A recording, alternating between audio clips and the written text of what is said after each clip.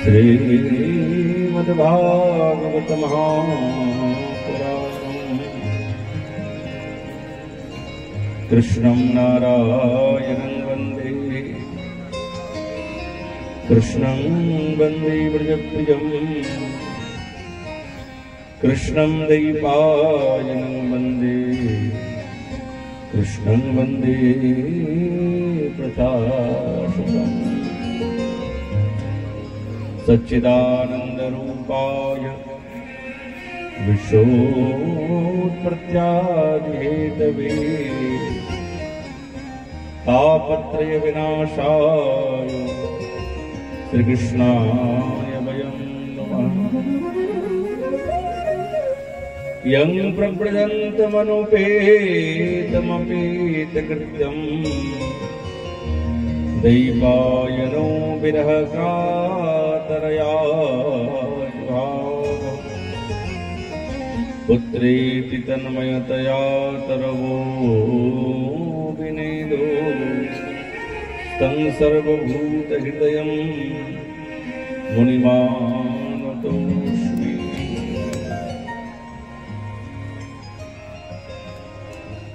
कलियुग पावन अवतार नदिया बिहारी लाल श्री कृष्ण चैतन्य महाप्रभु प्रपार कारुण्य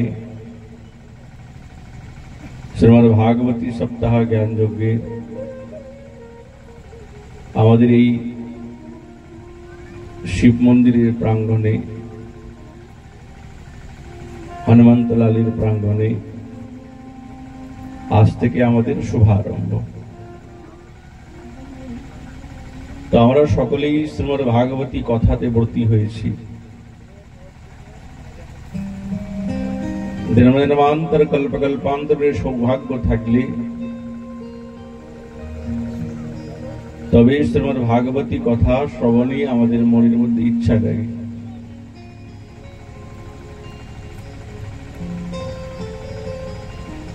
তো আমাদের মনে প্রশ্ন আসে যে কার চরণে শরণাপন্ন নিলে আমাদের ত্রিতাপ জ্বালা দূর হয়ে যাবে।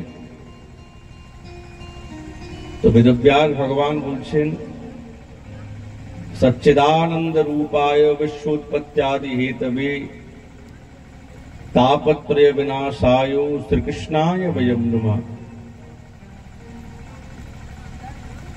যিনি সাক্ষাৎ সৎ চিৎ এবং আনন্দ ঘন বিগ্রহ, যিনি সাক্ষাৎ শ্রী ইতি বৃন্দাবনেশ্বরী কৃষ্ণ ইতি গোবিন্দ, শ্রী রাধা গোবিন্দের শ্রীচরণে যদি আমরা শরণাপন্ন নেই আর যদি প্রণতি হই তাহলে আমাদের আর এই ত্রিতাপ জ্বালায় দগ্ধীভূত হতে হবে না। রাধা গোবিন্দের শ্রীচরণেই আমাদেরকে শরণাপন্ন হতে হবে। গোবিন্দের চরণে একবার যদি কেউ নত হয়ে যায় না তাহলে এই জগতে আর কোনো বস্তু থেকে তার ভয় নেই। আর মহারাজ শ্রীমদ্ ভাগবতী কথা এ তো অল্প ভাগ্যে আমাদের জীবনে আসে না। বহু জন্ম জন্মান্তর কল্পকল্পান্তরের সৌভাগ্য এবং জন্ম জন্মান্তরের পুণ্য যদি আমাদের জীবনে অর্জিত থাকে তবে শ্রীমদ্ ভাগবতী কথা শ্রবণ করতে আমাদের ইচ্ছা জাগে। চলো শ্রীমদ্ ভাগবতী কথা শ্রবণ করি। তো আজ যে আমরা সকলেই উপনীত হয়েছি আমাদের বহু ভাগ্য, তবে আমাদের ইচ্ছা জেগেছে হরি কথা শ্রবণেতে।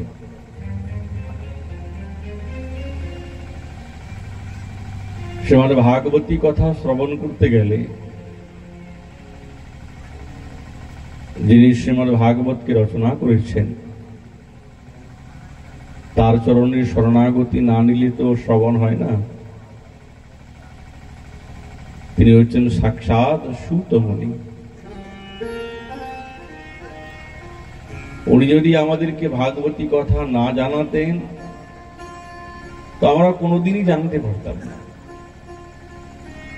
ওই জন্য শ্রীমদ্ ভাগবতীর প্রথমেই হচ্ছেন সূতবাচক।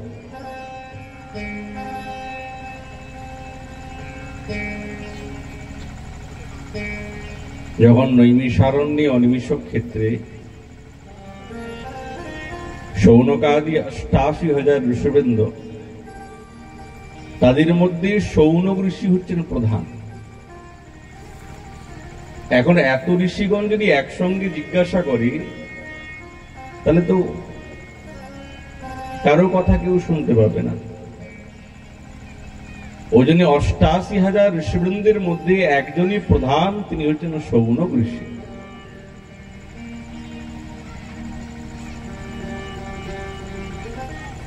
এই সমস্ত ঋষিগণের মন হচ্ছেন সাক্ষাৎ ঋষি শৌনক। ওই জন্য কথামৃত রসাস্বাদ কুশল শৌনকো ব্রবী। এই জগতে তো কথা মহারাজ অনেক আছে, কিন্তু অমৃতময় কথা কি? সেই কথা শ্রবণ করতে তিনি হচ্ছেন কুশল, নিপুণ। তো তিনি জিজ্ঞাসা করছেন সুতকে, অজ্ঞান ধ্বান্ত বিধ্বংস কোটি সূর্য সমাপ্রভ সুদাক্ষাহি কথা সারম মম কর্ণরসায়নম।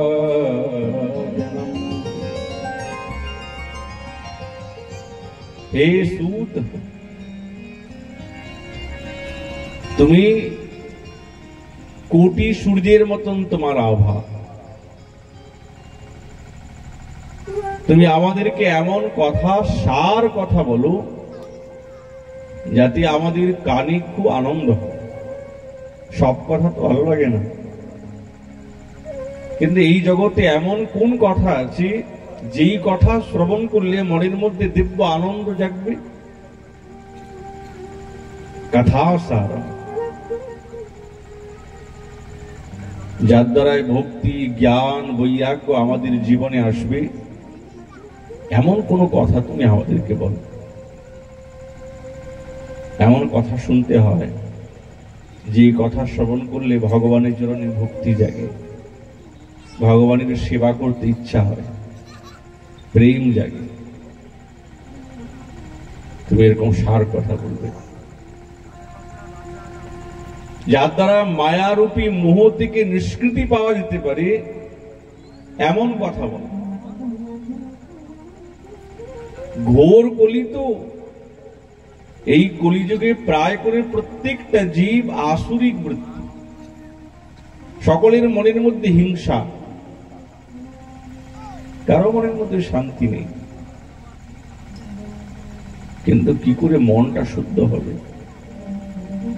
क्या উপায়? তুমি আমাদেরকে এমন সহজ উপায় বলবে যাতে গোবিন্দের শ্রীচরণ প্রাপ্ত করতে পারি। সহজ এবং সরল উপায় বলো, যেই উপায়ের দ্বারা গোবিন্দের কাছে পৌঁছানো যেতে পারে।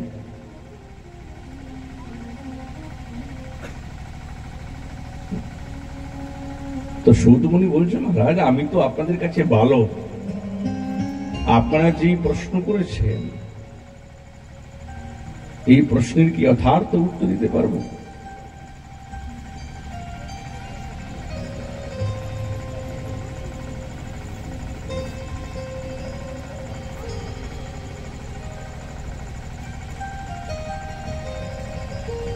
আমি তো কেবলমাত্র ভালো, আপনাদের প্রশ্নের উত্তর কি দিতে পারবো আমি? তো শৌনক ঋষি বলছেন, তোমার প্রতি গুরুদেবের বড় কৃপা। গুরুদেবের কৃপা হলে কি সবকিছু হয়? বলছে, হ্যাঁ নিশ্চয়ই। গুরুদেবের যদি কৃপা হয়ে যায় না, তার আর কোনো বস্তু থেকে চিন্তা নেই। এই জগতে চিন্তামণি বলে একটা দিব্য মণি আছে, আপনি সেই চিন্তামণির সামনে যা চিন্তা করবেন তাই পাবেন।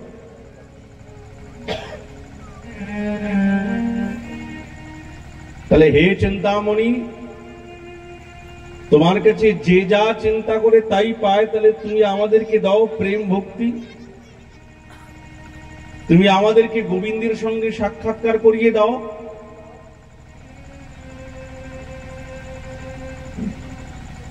চিন্তামণি বলে এটা আমাদের ক্ষমতা নাই, আমি পারবো না। যদি লৌকিক সুখ চাও তাহলে তুমি পেয়ে যাবে, বৈভব চাও, অট্টালিকা চাও, টাকা চাই, পয়সা চাই, এই সব বস্তু তুমি পেয়ে যাবে, কিন্তু আমি প্রেম ভক্তি দিতে পারবো না। তাহলে চিন্তামণি দিতে পারলেন না। তাহলে এই জগতে কল্পবৃক্ষ আছে, আপনি যে যা কল্পনা করবেন তাই পেয়ে যাবেন। তাহলে হে কল্পবৃক্ষ, তুমি আমাদেরকে প্রেম ভক্তি দাও। কল্পবৃক্ষ বলে এই আমার ক্ষমতা নেই, আমি স্বর্গ পর্যন্ত দিতে পারি, স্বর্গ চাই, স্বর্গের বৈভব চাই, স্বর্গের সুখ চাই,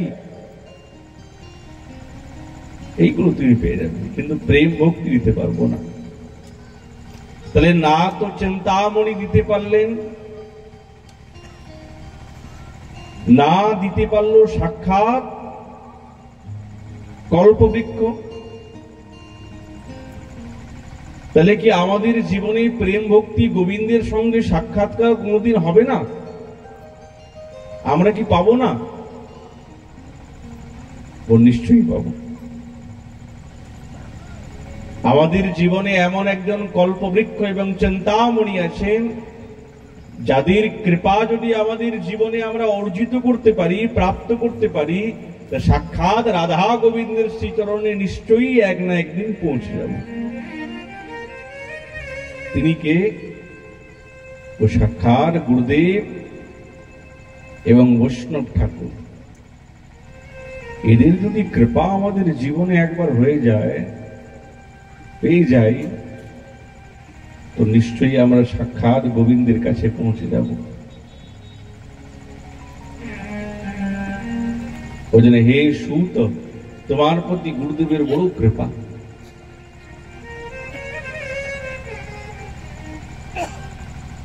তোমার প্রতি গুরুদেবের খুব কৃপা আছে, ওই জন্য তুমি সবকিছু পেয়েছ। আমাদের এই জগতে, এই সাধনে সবসময় মনে রাখতে হবে, আমাদের ভজন অল্প হোক, ভগবানের সঙ্গে পরিচয় তো আমাদের জানা নাই,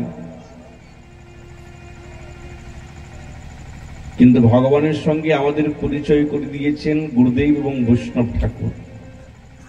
তাদের চরণে যদি অপরাধ হয়ে যায় না, তাহলে কিন্তু খুব বিপদ, সব শেষ হয়ে যায়। ওই জন্য বৈষ্ণবের চরণে এবং গুরুদেবের চরণে অপরাধ যাতে না হয়, সবসময় লক্ষ্য রাখতে হবে। বৈষ্ণবের কাছে সবসময় নত হয়ে থাকতে হয়। তাদের যদি কৃপা একবার আমরা নিতে পারি, তো আমাদের জিন্দগি পল্লী পার, আমাদের ভব পার হয়ে যাবে, আমাদের অমঙ্গল নষ্ট হয়ে যাবে, আমাদের অশুভ নষ্ট হয়ে যাবে, আমরা গোবিন্দের কাছে পৌঁছে যেতে পারব। তার সহজ উপায় কতটা? তোমার প্রতি গুরুদেবের বড় কৃপা, ওই জন্য তুমি শ্রেষ্ঠ সাক্ষাৎ গোবিন্দকে প্রাপ্ত করতে পেরেছ।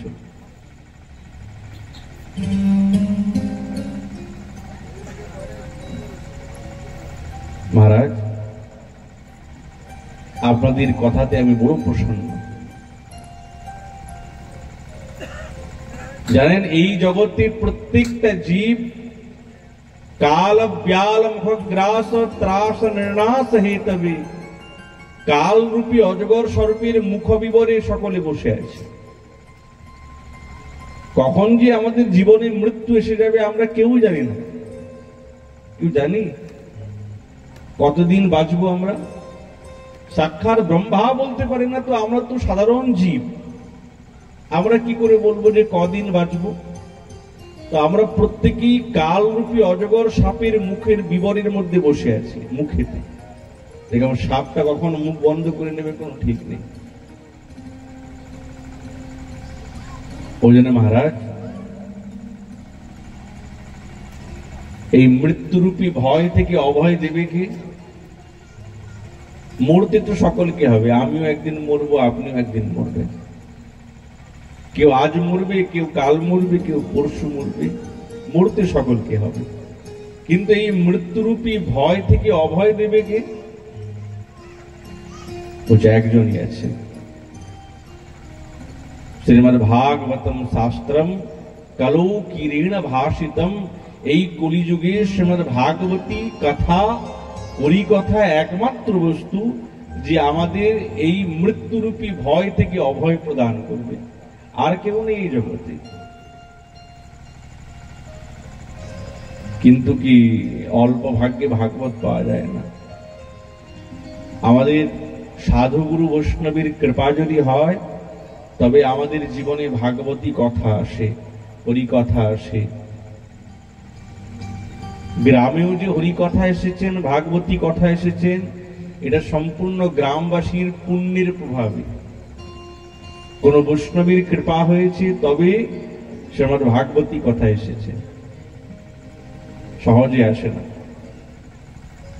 আর ভাগবতের এতটা প্রধান মহত্ব, যেমন সুখদেব মহারাজ পরীক্ষিত মহারাজকে ভাগবতী কথা শ্রবণ করাচ্ছেন, দেবতাগণ মনে মনে ভাবছে, বাহ, এত সুন্দর ভাগবতী কথা, আমাদের স্বর্গেতে আপনি আলোচনা করবেন। পরীক্ষিত তো বাঁচতে চায়, সর্প দংশন করবে, সে বাঁচতে চায়। আমরা অমৃতের কলসি নিয়ে এসেছি, আপনি পরীক্ষিতকে পান করিয়ে দেন, আর তার বিনিময়ে শ্রীমদ্ ভাগবতী কথা আমাদের স্বর্গে আপনি বলবেন। সুখদেব মহারাজ মনে মনে ভাবছেন, কোষধা কথা লোকে কাচ করিমণির মহান। কোথায় অমৃত আর কোথায় শ্রীমদ্ ভাগবতামৃত এক? কোথায় কাঁচ আর কোথায় আসল মণি? দেখতে তো একই রকম মনে হয়, কিন্তু কি এক? এক না। কাঁচের মণির দাম কত হবে? কাঁচের মণি 10 টাকা হবে, আর আসল মণির দাম 10 লক্ষ টাকা হবে। তো দেখতে তো একরকম মনে হয়। যে চিনতে পারবে না সে কাঁচের মণিটাই কিনে নিয়ে চলে আসবে।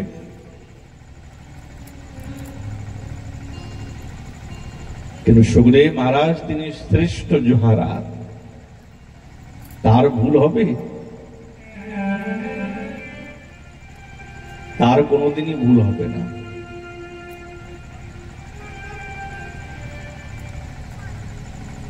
সঙ্গে সঙ্গে ভাবলেন, এই দেবতাগণ অভক্ত, এরা ভগবানের সঙ্গে বিনিময় করতে এসেছে।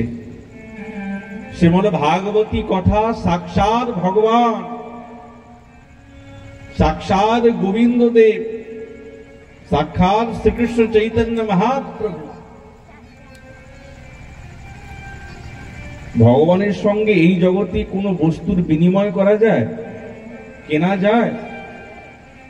আছে এমন কোন বস্তু? ভগবানের সঙ্গে বিনিময় করা যায় না। তাহলে অমৃতের সঙ্গে ভাগবতের বিনিময় কি করে হবে? এ কোনো পুঁথি না, কোনো বই না, সাক্ষাৎ গোবিন্দ দেবী হচ্ছেন শ্রীমদ্ ভাগবতী। ওই জন্য সকলে মনে মনে ভাববেন, সাক্ষাৎ ভগবানই আমাদের সামনে আছেন। ভাগবত নয়, সাক্ষাৎ ভগবান।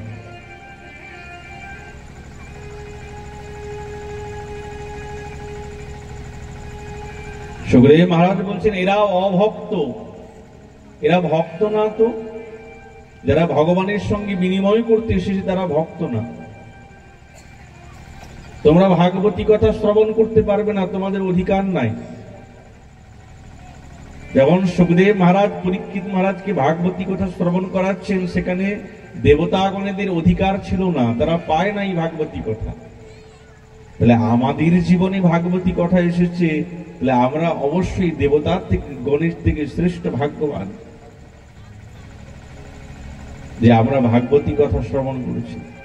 আমরা কম ভাগ্যবান না, অনেক ভাগ্যবান যে শ্রীমদ্ ভাগবতী কথা ভগবান আমাদের কাছে এসেছেন। পরীক্ষিত মহারাজ 7 দিন ভাগবতী কথা শ্রবণ করে যখন ভগবত লোকে চলে গেলেন, তখন ঋষিগণ মনে মনে ভাবছেন যে আমরা এত তপস্যা করলাম, এত দান করলাম, এত ত্যাগ, এত ব্রত করলাম, আমরা ভগবানের কাছে যেতে পারলাম না। আর এই পরীক্ষিত মহারাজ 7 দিন ভাগবতী কথা শ্রবণ করে ভগবানের কাছে পৌঁছে গেল। দেখি তো দাড়ি পাল্লা নিয়ে আসি, তুলাদণ্ড নিয়ে এসছে, আর একদিকে দান, তপস্যা, ব্রত, নিয়ম, ত্যাগ, তিতিক্ষা, ব্রত সবকিছু রেখেছেন। আর এক পাল্লাতে যেমনি শ্রীমদ্ ভাগবতী কথা রেখেছেন, লঘু নন্যানি জাতানি গৌরবেণৈদংলহম, সব লঘু হয়ে গেল, আর শ্রীমদ্ ভাগবতী কথা গৌরব হয়ে গেল। সঙ্গে সঙ্গে উদ্ঘোষ করলেন যে আজ থেকে আমরা উদ্ঘোষণা করলাম যে যদি কেউ সাপ্তাহিক অনুষ্ঠান ক্রমেতে শ্রীমদ্ ভাগবতী কথা শ্রবণ করেন, মুক্তি করতলে স্থিতা, সাক্ষাৎ মুক্তি তার হাতের মুঠোর মধ্যে এসে যাবে। কিন্তু হ্যাঁ, নিয়ম করে শ্রীমদ্ ভাগবতী কথা মনকে একাগ্র করে শ্রবণ করতে হবে। মন তো চঞ্চল সারা জীবনই আছে, 7টা দিন মনকে একাগ্র করে যদি নিষ্ঠার সঙ্গে হরিকথা শ্রবণ করতে পারি, তো অবশ্যই আমাদের জীবনের মধ্যে পরিবর্তন আসবে। এটা দৃঢ় বিশ্বাস রাখতে হবে, কিছু না কিছু পরিবর্তন আসবেই।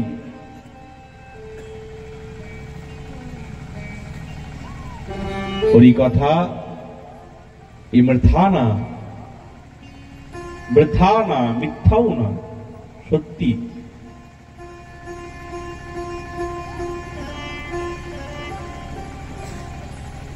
শৌনকাদি ঋষিবৃন্দ জিজ্ঞাসা করছেন, হে বৎস সূত,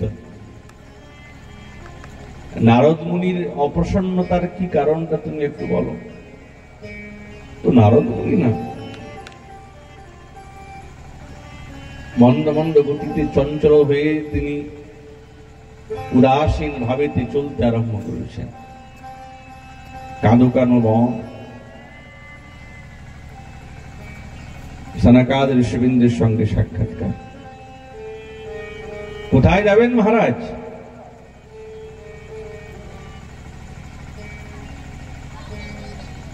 যেন মনে হচ্ছে কেউ টাকা পয়সা চুরি করে নিয়েছে। আপনার কি হয়েছে? নারদ মুনি সবসময় প্রসন্ন থাকেন, কিন্তু আজ দেখছেন অপ্রসন্ন।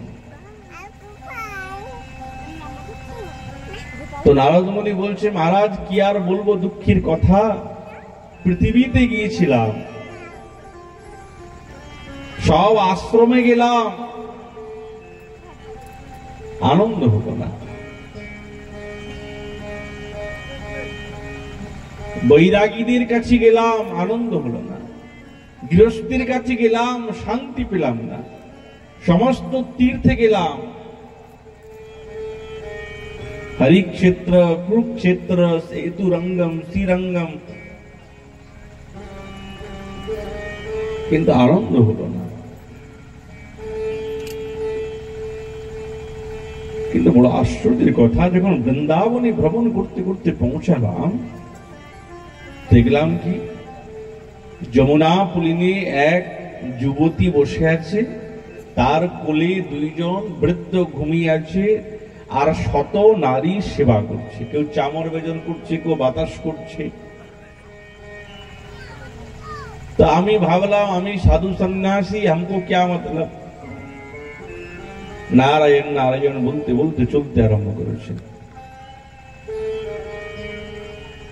হঠাৎ আমাকে কেউ পিছন থেকে ডাকছে, ও সাধু বাবা, মহারাজ দাঁড়ান দাঁড়ান। কোথায় যাচ্ছে?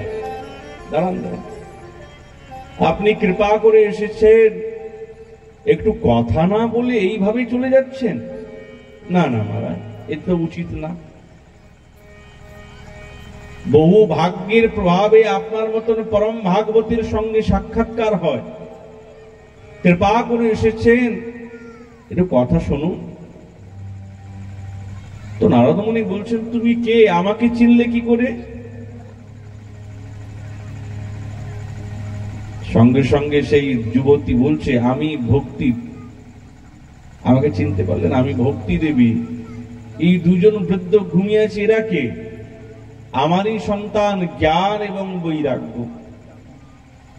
এই কালের প্রভাবে আমাদের এই স্থিতি হয়েছে।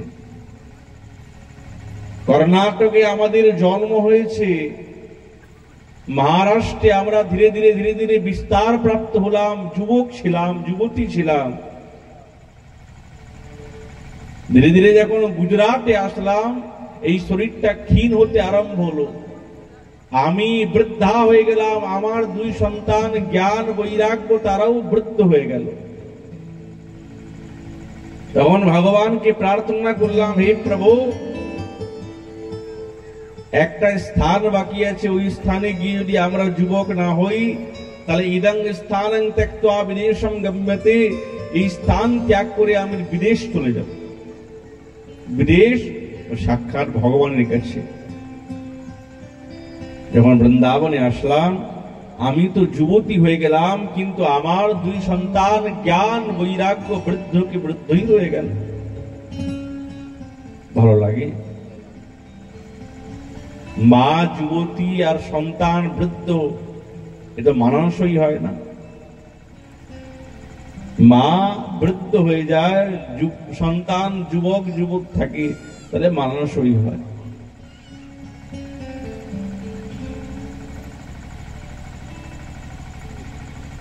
কিন্তু নারদ মুনি বলছেন, বাহ, যাই হোক, বৃন্দাবন ধন্য, যেখানে সাক্ষাৎ ভক্তি দেবী নিরন্তর নৃত্য করছে। ওই জন্য বৃন্দাবনে না জ্ঞান বৈরাগ্য থাকছে নাই থাক, ভক্তি দেবী কিন্তু সবসময় নৃত্য করে, সবসময়। ওই জন্য ভক্তরা এত বৃন্দাবনে যায়, ভক্তি আছেন বলেই তো যাচ্ছে। সকলের মন বৃন্দাবন আকর্ষণ করে, বৃন্দাবনে যায়। আর বৃন্দাবনে তো নিরন্তর সাক্ষাৎ রাধা গোবিন্দের নিত্য লীলা হচ্ছে। যে ভাগ্যবান সে দর্শন করতে পারে, যার ভাগ্য নেই সে দর্শন করতে পারে না।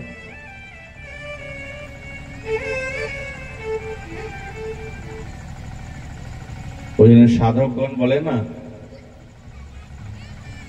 হরি হরি কবে হব বৃন্দাবনবাসী, নিরখিব নয়নে যুগল রূপ রাশি। ঠাকুর মহাশয় বলছেন যে কবে বৃন্দাবনে বাস করতে পারবো, কবে বৃন্দাবনে শ্রী রাধা গোবিন্দের দিব্য রূপামৃত দর্শন করার সৌভাগ্য পাবো, কবে এই বৈভব ত্যাগ করে বৃন্দাবনের ধুলায় ধূসরিত হব। এখন ধামের কৃপা পেতে গেলে তো বৃন্দাবনে যেতে হবে। বৃন্দাবনে না গেলে তো হবে না। ওই জন্য সাধক না, ভক্ত সবসময় চায় যে আমি বৃন্দাবনে বাস করি। জন্মনি জন্মনি বৃন্দাবন ভুবি, বৃন্দার কেন্দ্র বন্দ্যা, अपि गुल्मक भावि भवतु ममाशा समुल्लासम्। हे प्रभु, ভগবানের কাছে প্রার্থনা করছেন, আমাকে যে কোনো যোনিতে জন্মগ্রহণ করা, সাক্ষাৎ বৃন্দাবনে জন্মগ্রহণ করতে চাই। জন্ম জন্মান্তর আর কিছু চাই না। ওই জন্য বৃন্দাবনে লতা পাতা বৃক্ষ এগুলি কেউ আলাদা কেউ নয়, ঋষি মুনি। বৃন্দাবনে যদি কোনোদিন যান না, তো প্রত্যেকটি বৃক্ষ একটা ঘাস পর্যন্ত ঋষি মুনি। উদ্ধব মহাশয় বলছেন, হে বিধাতা, আমি আর কিছু চাই না, তুমি আমাকে বৃন্দাবনে একটা ঘাস বানিয়ে দাও, একটা লতা বানিয়ে দাও, তাহলেই হবে। তাহলে বৃন্দাবন কত শ্রেষ্ঠ, যেখানে উদ্ধব সনকাদ ঋষিবৃন্দ পর্যন্ত এই বৃন্দাবনের একটা ঘাস একটা বৃক্ষ হতে চেয়েছে। তো সকলেই কি বৃন্দাবনে বাস করতে পারবে? সকলের পক্ষে সম্ভব? সকলের পক্ষে তো সম্ভব না, কিন্তু মনে মনে কিন্তু বৃন্দাবনে বাস হয়। আপনি এখানে বসে আছেন, তো আপনি মনে মনে ভাবুন যে আমি বৃন্দাবনে বসে আছি, দেখবেন মনটা চলে যাবে বৃন্দাবনে। আপনি মনে মনে ভাবুন যে আমি যমুনা পুলিনে বসে আছি, আপনি মনে মনে ভাবুন আমি বর্ষানাতে বসে আছি, দেখবেন মন বৃন্দাবনে চলে যাবে।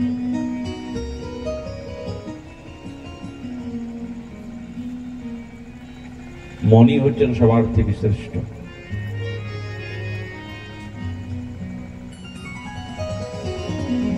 আমাদের গুরুজির একজন রসিক পদকর্তা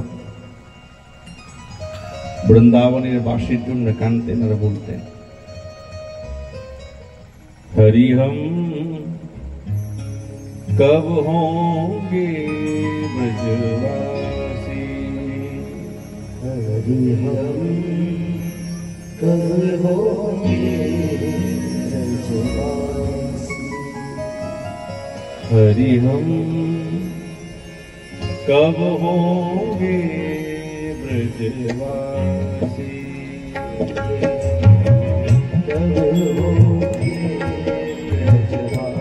बोल वृंदावन धाम की।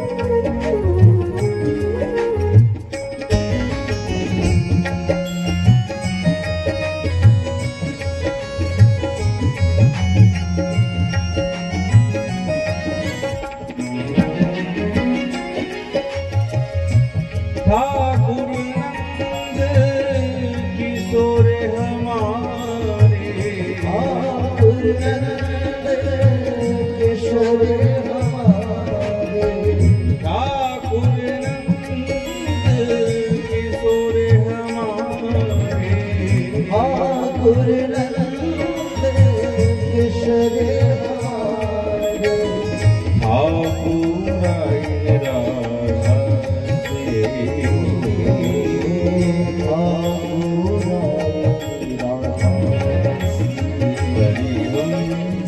कब होंगे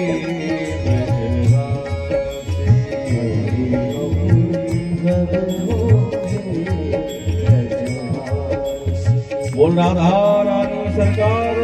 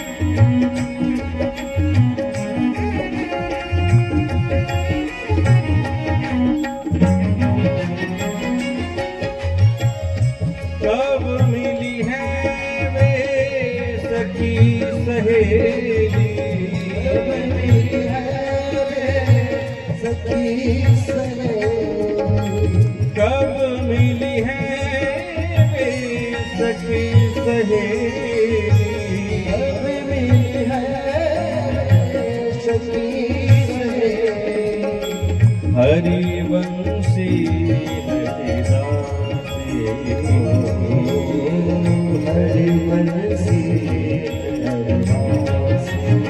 हरि हम कब होंगे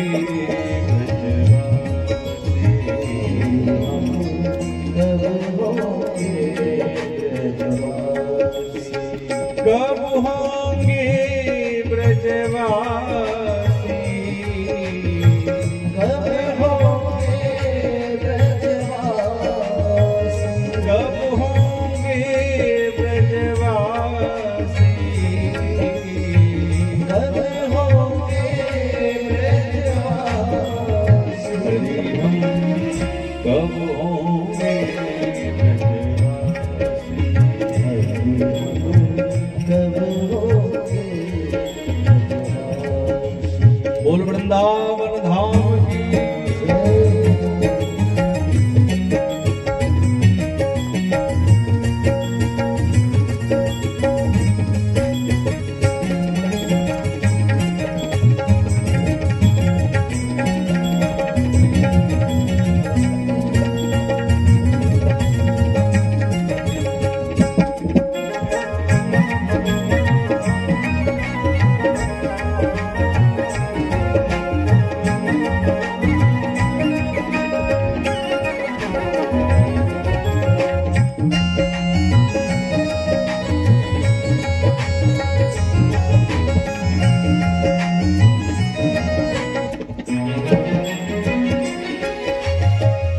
बंसी बट की शीतल छैया बंसी बटी शीतल छैया बंसी बट की शीतल छैया बंसी बटी शीतल छैया सुबह नदी जमुना से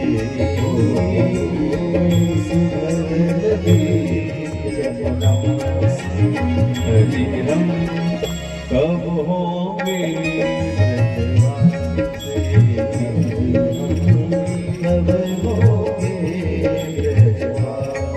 बोल राधा रानी सरकार की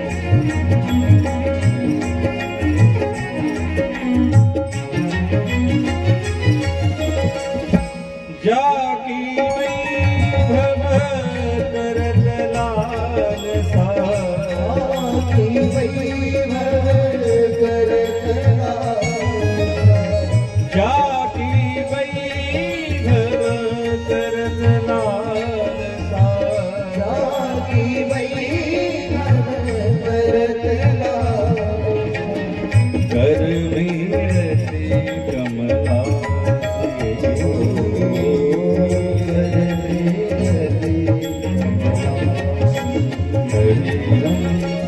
कब होंगे कब होंगे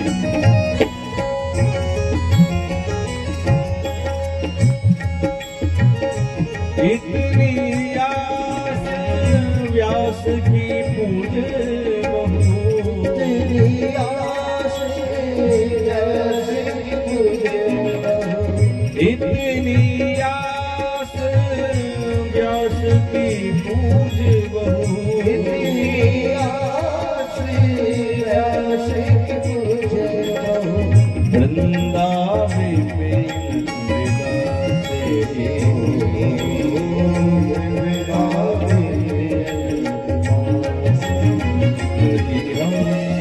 कब होंगे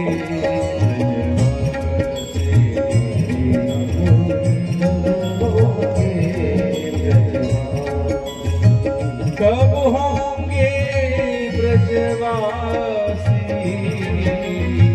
कब होंगे ब्रजवासी कब होंगे ब्रजवासी कब होंगे ब्रजवासी हरि हम कब होंगे कब होंगे हरि हम कब होंगे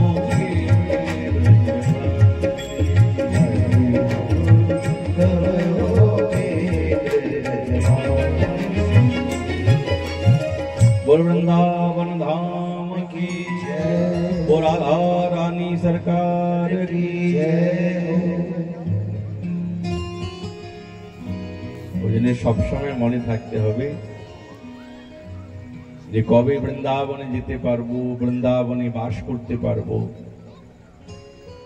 যার মনের মধ্যে যত ইচ্ছা থাকবে না বৃন্দাবনের প্রতি, তো রাধারানী ততটা তার প্রতি কৃপা পাবে, ধাম তাকে ততটা কৃপা করবে।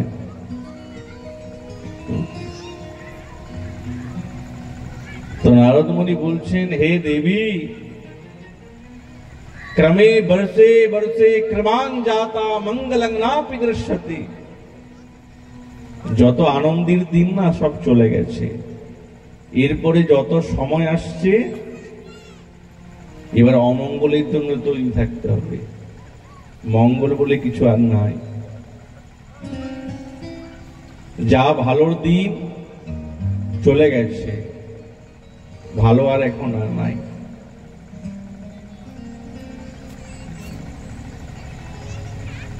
ওই জন্যে আমাদের সকলকে সাবধান থাকতে হয়, সময় আর নাই আমাদের কাছে।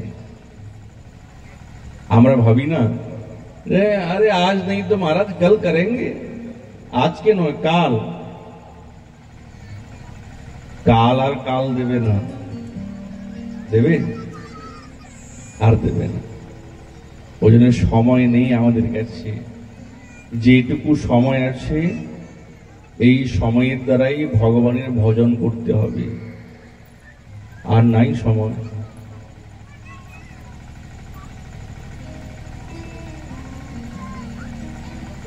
ভক্তি দেবী বলছেন, যদি পরীক্ষিত মহারাজ কলিকে একবারে দমন করে দিতেন খুব ভালো হতো। তো নারদ মুনি বলছেন, হ্যাঁ ভালোই তো হতো, কিন্তু কলির মধ্যে একটা বিশেষ গুণ আছে, কালো কেশব কীর্তনার। এই কলিযুগে উদ্ধার পাওয়ার একটাই উপায়, হরিনাম সংকীর্তন। যে ভগবানকে মনকে একাগ্র করে ডাকতে পারবে তার উদ্ধার হয়ে যাবে। এই কলিযুগে সহজ এবং সরল উপায় কালো কেশব কীর্তনা। কত সহজ উপায়! এই গুণ থাকার কারণে পরীক্ষিত মহারাজ কলিকে আর দমন করে নাই। না, কলির মধ্যে গুণ আছে।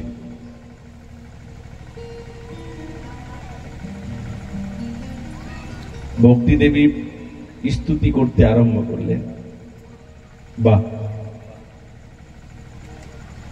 আপনার মতন পরম ভাগবতীর যার একবার দর্শন হয়েছে সে ভগবত সাক্ষাৎকার করেছে। সাক্ষাৎ কয়াধুনন্দন প্রহ্লাদ মহারাজ আপনারই তো শিষ্য। নরসিংহ ভগবানের সাক্ষাৎকার পেয়েছে। আপনারই শিষ্য হচ্ছেন সাক্ষাৎ ধ্রুব মহারাজ, তিনি 5 বছরের আয়ু 5 মাসে ভগবানকে পেয়ে গেছে। তো আপনি কৃপা করে আমাকে দর্শন দিয়েছেন, আমারও বিশ্বাস আমারও কল্যাণ হবে।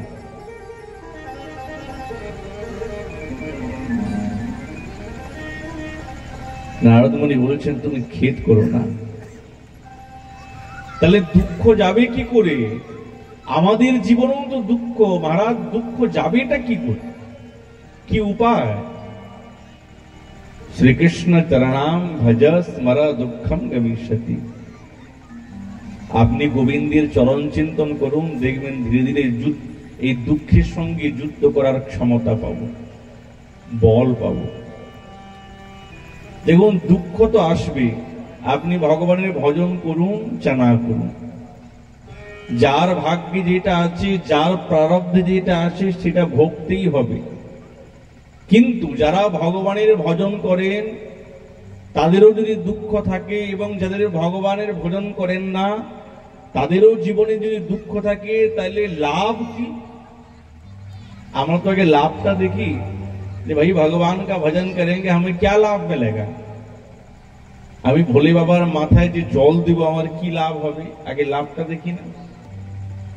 যারা ভগবানের ভজন করে না তারা যুদ্ধের এই দুঃখের সঙ্গে যুদ্ধ করার বল পায়, আর যারা ভগবানের ভজন করেন না তারা দুঃখটাকে নিজের জীবনের সবকিছু মনে করে নেয়, ও সবসময় কাঁদতে থাকে। কিন্তু যে ভগবানের ভক্ত না, সে দুঃখটাকে মনে করে অতিথি, আজ এসেছে কাল চলে যাবে, আজ এসেছে কাল চলে যাবে, কি আছে। যে অভক্ত সে সবসময় ভাবে, সবসময় ভাবে দুঃখ দুঃখ দুঃখ, কাঁদে, ছটফট করে।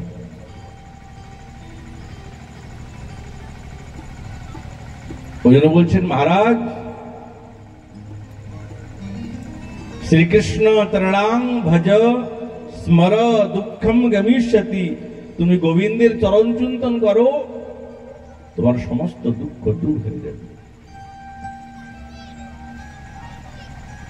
এই জগতে ভগবানকে বশ করার একটাই উপায়, সেটা হচ্ছে সাক্ষাৎ ভক্তি। ভগবানকে ভক্তির দ্বারাই বশ করা যায়।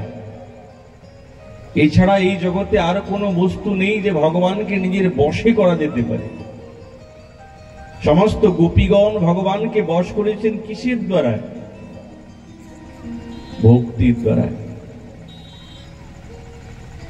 তাহলে আপনার মধ্যে যদি ভক্তি থাকে, যতটা গভীর ভক্তি, যতটা গাঢ় ভক্তি থাকবে, তো আপনিও ভগবানকে বশ করতে পারবেন। আর ভগবানকে ভজন করার কোনো আলাদা পদ্ধতি নয়, ভগবানকে ভালোবাসাটাই হচ্ছেন ভজন। আপনি সংসারকে ভালোবেসেছেন, আপনি সন্তানকে ভালোবেসেছেন, আপনি অর্ধাঙ্গিনীকে ভালোবেসেছেন, আপনি পতিদেবকে ভালোবেসেছেন, সেই ভালোবাসাটা ভগবানের সঙ্গে করুন, আর কিছু নয়। ভজনের পদ্ধতি আলাদা কিচ্ছু নেই, কিচ্ছু করতে হবে না। আপনি ভগবানকে ভালোবাসতে শিখুন। ভগবানকে বলুন, হে প্রভু, তুমি ছাড়া তো আমার জীবনে কেউ নেই। এই জগতে সকলে আপনাকে হাত ছেড়ে দেবে, যখন স্বার্থে আঘাত করবে না। এই জগতের ভালোবাসা হচ্ছেন কেবল স্বার্থবাদী। যার কাছে যতটা স্বার্থ আছে সে ততটা আপনাকে ভালোবাসবে, স্বার্থ নাই ভালোবাসা নেই। কিন্তু একমাত্র নিঃস্বার্থ ভালোবাসা কোথায় আছে? সাক্ষাৎ ভগবানের সঙ্গে আছে। আপনি ভগবানকে ভালোবাসুন, তিনি কোনোদিন আমাদের হাত ছাড়বেন না, কোনোদিন ছাড়বেন না। একবার ভালোবেসে তো দেখুন। ভগবানের ভজনই হচ্ছেন এইটাই। ঘরে যদি ভগবান থাকেন, তার প্রেমের সঙ্গে সেবা, পূজা, শুশ্রূষা এগুলো করতে হয়। কেন? তাকে ভালোবাসি। ভগবানের কাছে কিছু চাইতে নেই। আমরা তো এত চেয়েছি, আর কত চাইব? একবার না চেয়ে ভক্তি করুন, দেখবেন কত আনন্দ পাবেন। ভগবান আমাদেরকে মনুষ্য দেহ দিয়েছে, এর থেকে বড় পাওনা কি আছে? মানুষ বানিয়েছে, এর থেকে বড় পাওনা কি? জীবজন্তু তো বানায় নাই, মানুষ বানিয়েছে। এর থেকে শ্রেষ্ঠ পাওনা কি আছে? কিছু তো। ভগবানের কাছে না আসে ভজন করুন, একটু ডাকুন, ভগবান নিজেকে দিয়ে দেবেন যে আমি তোমার হয়ে গেলাম।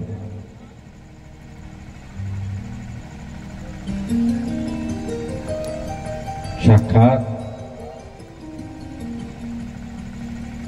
যে ভজন করেন, যে ভক্তিকে প্রেম ভগবানের সঙ্গে ভালোবাসেন, তার জীবনে দুঃখ থাকলেও সেটা নিজের মধ্যে মনে করে না। আর যারা ভগবানকে দ্রোহ করে, নিন্দা করে, যে ভক্তকে নিন্দা করে, তার কিন্তু নিস্তার নাই। ওই যে সুদর্শন চক্র ঘুরছে না ভগবানের, ওইটা উনার জন্য নয়। যে ভগবানকে নিন্দা করে, যে ভগবানের ভক্তকে নিন্দা করে, ওই সুদর্শন চক্র তার কাছে এসে উপস্থিত হয়, ছাড়বে না। হ্যাঁ, আমি ভজন করতে পারছি না, কই বাত নেই, কিন্তু যে ভজন করছে না তার বিরোধ করতে নেই, তাকে গালাগালি দিতে নেই, তাকে এগিয়ে দিতে হয় কি চলো আমি তো করতে পারছি না, কমসে কম তুমি তো করছো। তার সমর্থন করলে তার ভজন হয়। সে যদি ভজনও না করে, যদি সমর্থন করে যে ভজন করছে, ওই সমর্থন করাটাই হচ্ছেন তার ভজন।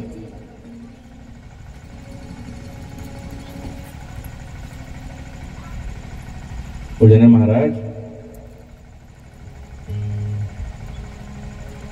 আজ নারদ মুনি বলছেন তুমি চিন্তা করো না, জ্ঞান এবং বৈরাগ্যকে আমি একবারে সতেজ করে প্রতি ঘরে ঘরে জনে জনে আমি প্রচার প্রসার করব।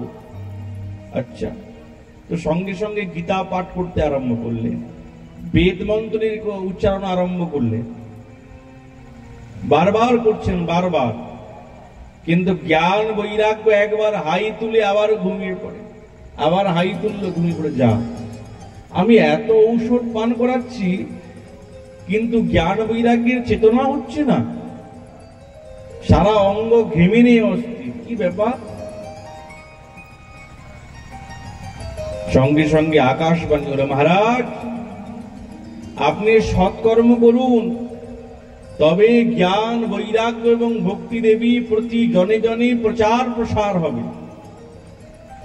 তো নারদ মুনি মনে মনে ভাবছেন, আমি গীতা পাঠ করছি, বেদ মন্ত্র উচ্চারণ করলাম, এটা কি অসৎকর্ম? এটাও তো সৎকর্ম। আবার সৎকর্ম বললো, তাকে সে আবার কি বস্তু? তাহলে আমি ঋষি মুনিগণকে জিজ্ঞাসা করি। ঋষি মুনিগণ মনে মনে ভাবছি, আমাদের মনের মধ্যে যদি কোনো প্রশ্ন জাগে তো আমরা নারদ মুনিকে জিজ্ঞাসা করি, কিন্তু আজ উনি নিজে আমাদেরকে জিজ্ঞাসা করতে এসেছেন, কি না কি প্রশ্ন করবেন। তো কেউ তো আশ্রম ত্যাগ করে ভয়ে পালিয়ে গেছে, আর কিছু তো মৌনব্রত করে বসেছেন, শিষ্যগণকে বলেছেন যদি নারদ আসে না তো তাকে বলে দিও যে আমরা মৌনব্রত করেছি। নারদ মুনি এসে দেখছেন আশ্রমে কেউ নেই, সব পালিয়ে গেছে। আর যারা ঋষিগণ আছেন তারা শিষ্যগণ বলছে, মহারাজ একটু বিলম্ব হয়ে গেছে, দিদি একটু আগে আসতেন না তাহলে ভালো হতো, গুরুদেব মৌনব্রত করেছে, কথা বলবেন। তো নারদ মুনি মনে মনে ভাবছেন, ঠিক আছে, আমি বদ্রিকাশ্রমে তপস্যা করব, আর সৎকর্ম কাকে বলে খুঁজে বের করব। আর খুব আস্তে ব্যস্ত হয়ে যখন বদ্রিকাশ্রমে যাচ্ছেন, তখনই সনকাদি ঋষিবৃন্দের সঙ্গে সাক্ষাৎকার। কোটি সূর্য সমাভাস। একটা সূর্য যদি উদয় হয় তাহলে কেমন আলো হয়ে যায় না? কোটি সূর্য যদি উদয় হয় তাহলে কি অবস্থা হবে? তো সনকাদি ঋষিবৃন্দের যে অঙ্গের জ্যোতি কোটি সূর্যের মতন আভা। প্রণাম করছেন যে আপনাদের মতন পরম ভাগবতের দর্শন পেয়েছি, এ তো অল্প ভাগ্য হয় না। আপনাদের বয়স 5 বছর, কিন্তু আপনাদের স্বভাব সাধারণ না। সকলের শ্রেষ্ঠ আপনি আদি। প্রণাম করলেন। আপনি কৃপা করে বলুন সৎকর্ম কাকে বলে? আমি খুব খুব চিন্তাতে আছি। তো সনকাদ ঋষিবৃন্দ বলছেন, মহারাজ আপনি কেন চিন্তা করছেন? আপনি হচ্ছেন কৃষ্ণ দাসের মধ্যে অগ্রগণ্য, বৈরাগীর মধ্যে শ্রেষ্ঠ, নিষ্কিঞ্চনের মধ্যে শ্রেষ্ঠ। আপনি যদি এইরকম উদাস হয়ে যান তাহলে আমাদের কি ভালো লাগে? এই সৎকর্মের কথা তো পূর্বের থেকেই বলা আছে। আপনি কেন চিন্তা করছেন? কোনো চিন্তা করবেন না।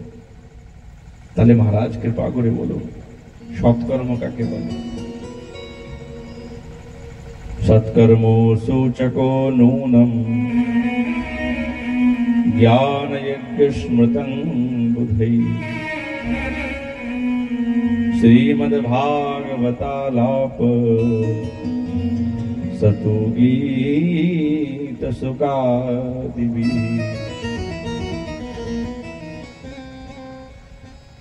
মহারাজ সৎকর্ম মানে জানেন? শ্রীমৎ ভাগবতের আলাপ হচ্ছেন সৎকর্ম। সুখদেব মহারাজ পরীক্ষিত মহারাজকে যেই দিব্য ভাগবতী কথা শ্রবণ করেছিলেন সেটাই হচ্ছেন একমাত্র সৎকর্ম। আচ্ছা, আর আপনি এই সৎকর্মের আয়োজন করুন। আমাদের পূর্ণ বিশ্বাস জ্ঞান, বৈরাগ্য এবং ভক্তি দেবী প্রতি জনে জনে, গৃহে গৃহে প্রচার প্রসার হবে। কোন চিন্তা নেই। সঙ্গে সঙ্গে প্রণাম করলেন। গুরুদেব, আমার মনে একটু প্রশ্ন, ক্ষমা করবেন যদি ভুল হয়। আমি গীতা পাঠ করলাম, বেদ মন্ত্রের পাঠ করলাম, উপনিষদের পাঠ করলাম, এটা কি সৎকর্ম নয়? শ্রীমদ্ ভাগবতের আলাপটাই সৎকর্ম? এটা তো বুঝতে পারলাম না। কৃপা করে আমার সন্দেহটা একটু খণ্ডন করুন। খুব মনের মধ্যে সংশয় হয়েছে। তো সনকাদ ঋষিবৃন্দ বলছে, মহারাজ বেদ এবং উপনিষদের সার হচ্ছেন শ্রীমদ্ ভাগবতী কথা। একটা বৃক্ষের সার কিসে আছে? ফলে। আমের স্বাদ কোথায়? গাছ থেকে পাবেন? একটা আম গাছে আমের স্বাদ কোথায় পাবেন? গাছ থেকে। যদি গাছের ডালটা ভেঙে চাবাতে আরম্ভ করে, কেমন লাগলো স্বাদটা? আমের স্বাদ পাওয়া যাবে ডাল থেকে। তেতো তো, কষা লাগবে না? কিন্তু ফলটা পাকতে দেন, তখন ঠাকুরকে ভোগ লাগিয়ে পান, বাহ কি সুন্দর স্বাদিষ্ট মিষ্টি। তো আম বৃক্ষের সার ফলে আছে, সেরকম সমস্ত বেদ, বেদান্ত, উপনিষদ যত গ্রন্থ আছে সবার সার কোথায়? শ্রীমদ্ ভাগবতী কথা। ফলাকৃতি, সার ফলে আছে, বৃক্ষে না। যেরকম দুধের সার দই, তার সার মাখন, তার সার যখন অগ্নিতে দেবেন, আগুনে দেবেন, ঘি, ঘিয়ের সার কিছু আছে? কিচ্ছু সার নেই। সেরকম সমস্ত এই বেদ বেদান্ত উপনিষদ শাস্ত্রের সার নিষ্কাশিত করে বের করা হয়েছে শ্রীমদ্ ভাগবতী কথা। এর থেকে সার কিছু নেই। বাহ!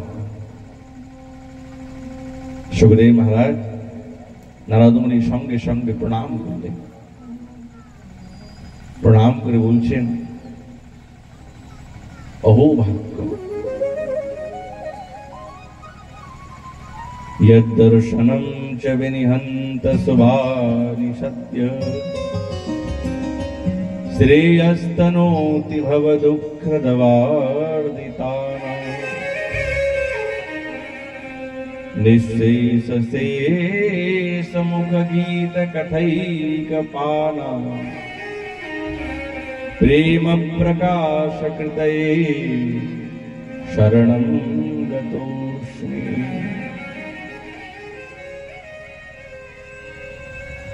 আপনাদের মতন পরম ভাগবতীর দর্শন এই তো অল্প ভাগ্যে হয় না, কিন্তু কৃপা করে আপনাদের মতন পরম ভাগবতীর যখন দর্শন হয়েছে, আপনাদের মুখনিসৃত হরিকথা যখন শ্রবণ করলাম, আর যে শ্রবণ করে তার হৃদয়ের মধ্যে প্রেম জাগে, প্রেম। ওই জন্য ভগবানের কথা শ্রবণ করতে হয়। গুরু বৈষ্ণবীর মুখ নিঃসৃত, বৈষ্ণবীর মুখে হরিকথা শ্রবণ করতে হয়। আজ নারদ মুনি বলছেন যে আপনাদের মতন পরম ভাগবতীর মুখ থেকে নিঃসৃত এই হরিকথা শ্রবণ করে আমার হৃদয়ের মধ্যে প্রেম জেগেছে। তো বৈষ্ণবীর সঙ্গ কি অল্প ভাগ্যে এসে যায়? আসেন। भाग्योदयेन बहुजन्म समर्जितेन सत्संगमं च पुरुषै यदा अज्ञान हेतुकृत मोहमदान्धकार प्रेम्नाशं विदाहिति दोदयते।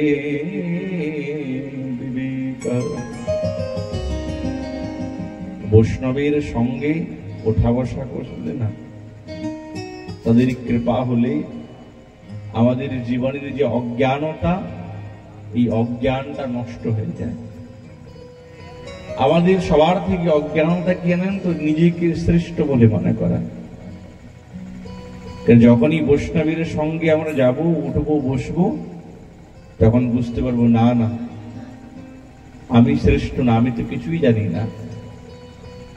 যদি বৈষ্ণবের চরণের শরণাগতি নিতে পারি, তবে তিনি কৃপা করে সবকিছু জানাবেন।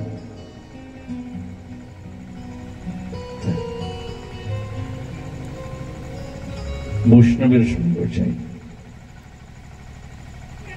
संतन के संग लाग रे ओ तेरी अच्छी बनेगी, संतन के संग लाग रे तेरी अच्छी बनेगी। बोल संत भगवान की जय हो।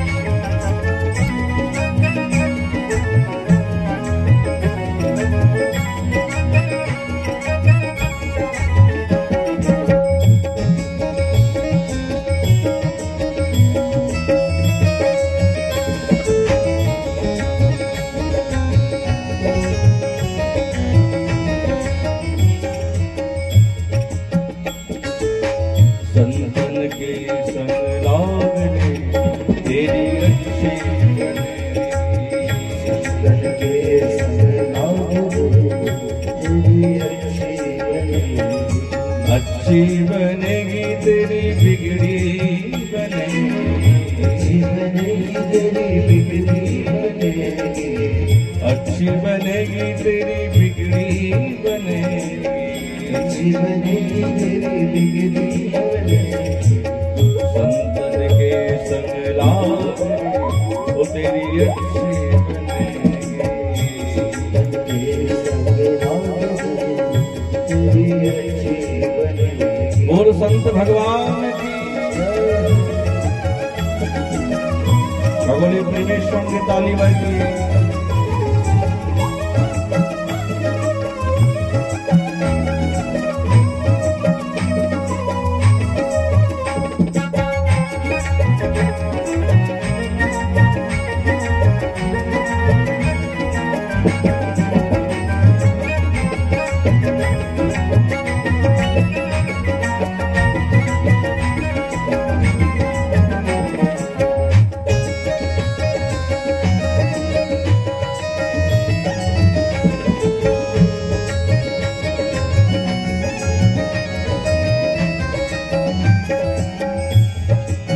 संतन संग करी पुण्य कमाई, संग करी पुण्य कमाई, संतन संग करी पुण्य कमाई, संतन संग करी पुण्य कमाई।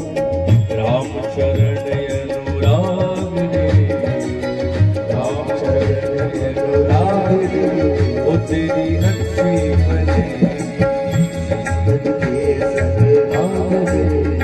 तेरी अच्छी बनेगी, अच्छी बनेगी तेरी बिगड़ी बनेगी, अच्छी बनेगी तेरी बिगड़ी बनेगी, अच्छी बनेगी तेरी बिगड़ी बनेगी, अच्छी बनेगी तेरी बिगड़ी बनेगी। संतन के संग लाग तेरी अच्छी बनेगी।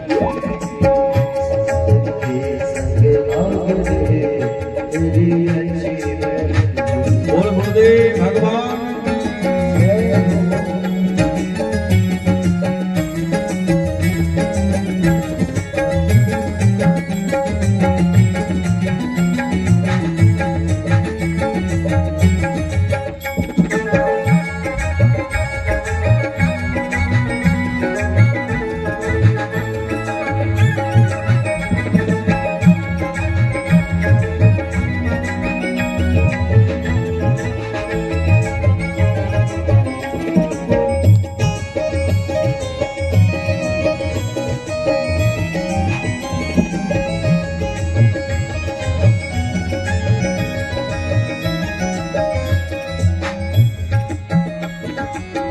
ध्रुव जी की बन गई प्रहलाद जी की बन गई, बन गई प्रहलाद जी की बन गई, ध्रुव जी की बन गई प्रहलाद जी की बन गई, बन गई प्रहलाद जी की बन गई।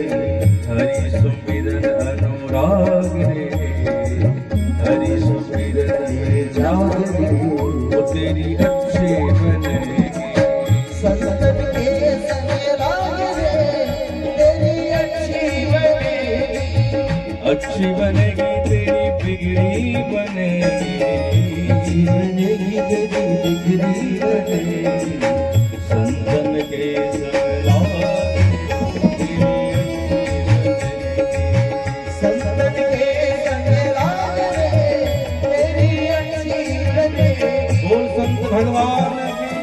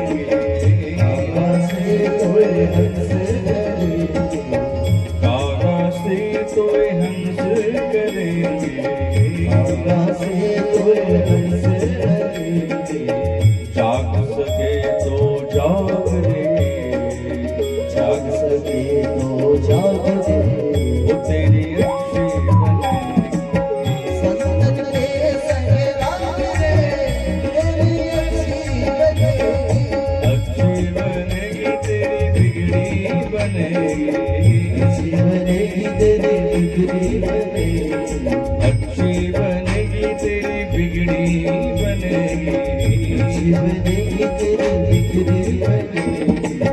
संतन के संग लाग रे तो तेरी अच्छी बनेगी। संतन के संग लाग रे तेरी अच्छी बनेगी।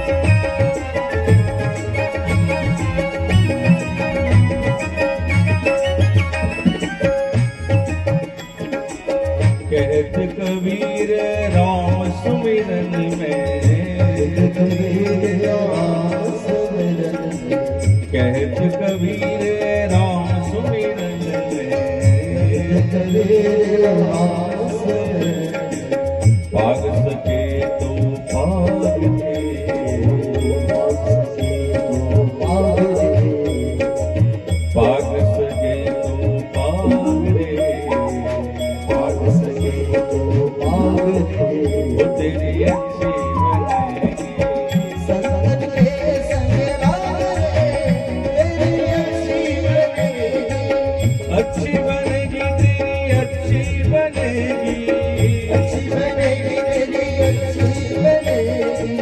बिगड़ी बनेगी तेरी बिगड़ी बनेगी। बिगड़ी बनेगी तेरी बिगड़ी बनेगी। संतन के संग लाग रे तो तेरी अच्छी बनेगी। तेरी अच्छी बनेगी। तेरी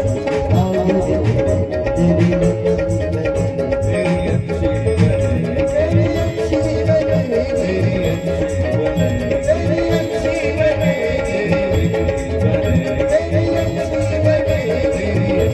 बनेगी। तेरी अच्छी बनेगी।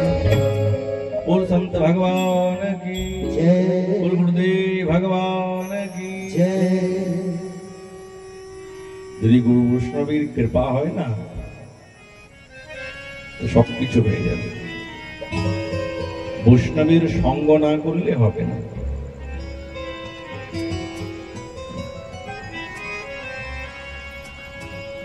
তাই গুরুদেব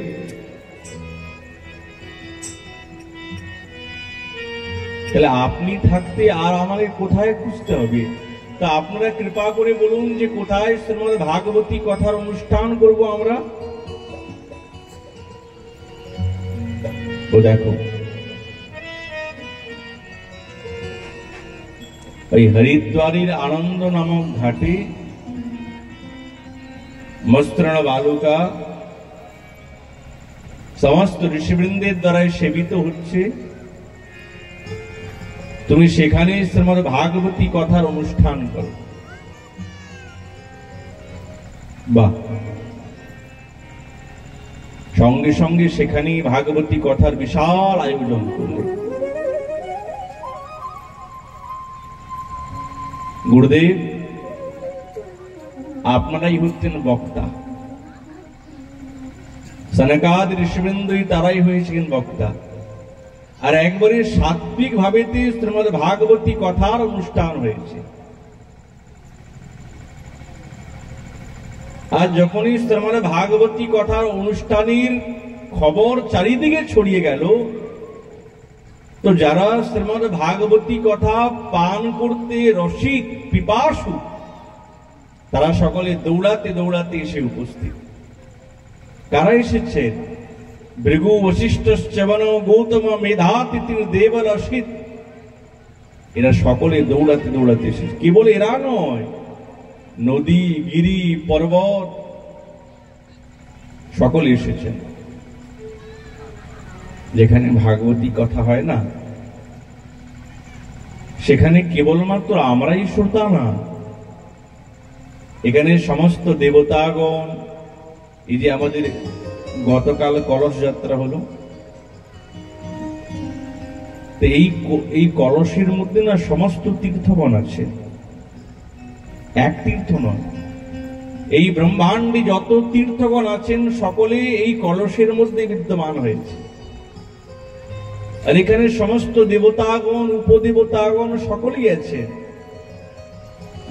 আমরা দেখতে পাই না, কিন্তু তারা এই শ্রীমদ্ ভাগবতী কথা নিরন্তর আস্বাদন করছেন। যেখানে ভাগবতী কথা হয় না, সেখানে এনারা সকলেই আসেন, দেবতা, উপদেবতা, সমস্ত তীর্থগণ, সমুদ্রগণ, তারা সকলে এসে ভাগবতী কথা শ্রবণ করে।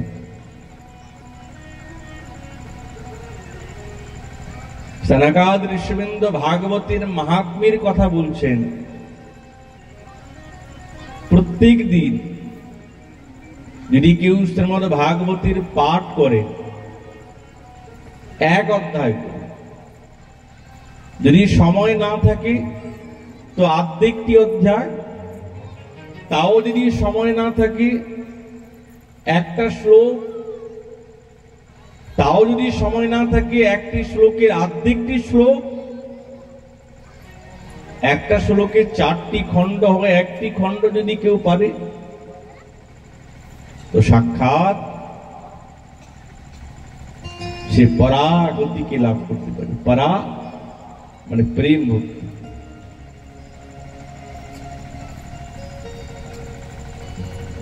न गंगा न गया काशी, पुष्करम न प्रयागकम, सुख शास्त्र कथायाश्च क्षमतां न लभे। अपनी प्रयाग, अपनी सेतुरंगम, श्रीरंग, गया, काशी যত তীর্থ আছেন শ্রীমদ্ ভাগবতী কথার সমান কেউ হতে পারে না। একমাত্র ভাগবতী কথাতেই আছে। তাহলে কতটা শ্রেষ্ঠ। আচ্ছা গুরুদেব, যারা ভাগবতী কথা শ্রবণ করেন না, বলে মনুষ্য দেহ কেউ যারা ভাগবতী কথা শ্রবণ করতে পারে নাই বা শ্রবণ করতে চায় না বা ভাগবতীর কথা বলতে চায় না, ধিক্তং নরং পশু সমম ভূইভার রূপম, তারা মানুষ তো হয়েছে কিন্তু মানুষের মতন মানুষ না।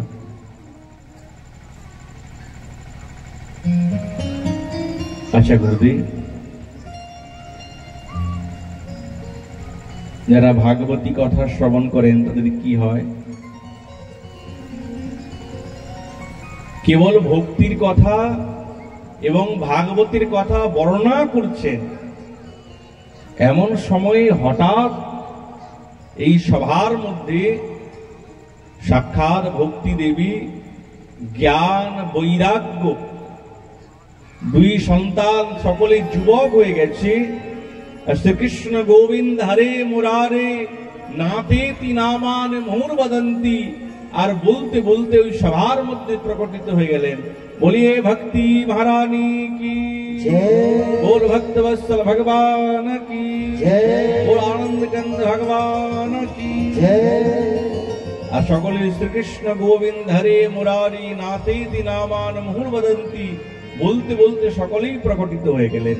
সকলে দেখে অবাক, ভক্তি দেবী হঠাৎ এসে গেলেন কি করে, আর খুব নাচতে আরম্ভ করলেন। শ্রীকৃষ্ণ গোবিন্দ হরে মুরারি হে নাথ নারায়ণ বাসুদেব। শ্রীকৃষ্ণ গোবিন্দ হরে হে নাথ নারায়ণ বাসুদেব। শ্রীকৃষ্ণ গোবিন্দ হরে মুরারি হে নাথ নারায়ণ বাসুদেব। শ্রীকৃষ্ণ গোবিন্দ হরে মুরারি হে নাথ নারায়ণ বাসুদেব।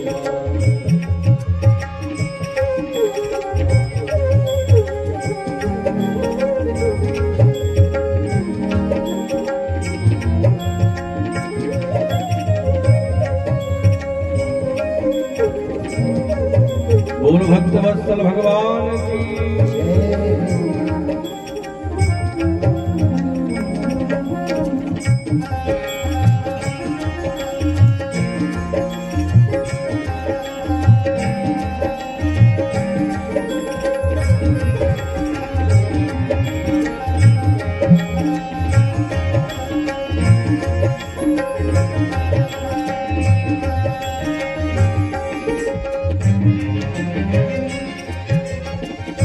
श्री कृष्ण गोविंद हरे मुरारी कृष्ण गोविंद हरे मुरारी श्री कृष्ण गोविंद हरे मुरारी कृष्ण गोविंद हरे मुरारी हे नाथ नारायण वासुदेव हे नाथ नारायण वासुदेव श्री कृष्ण गोविंद हरे मुरारी हे नाथ नारायण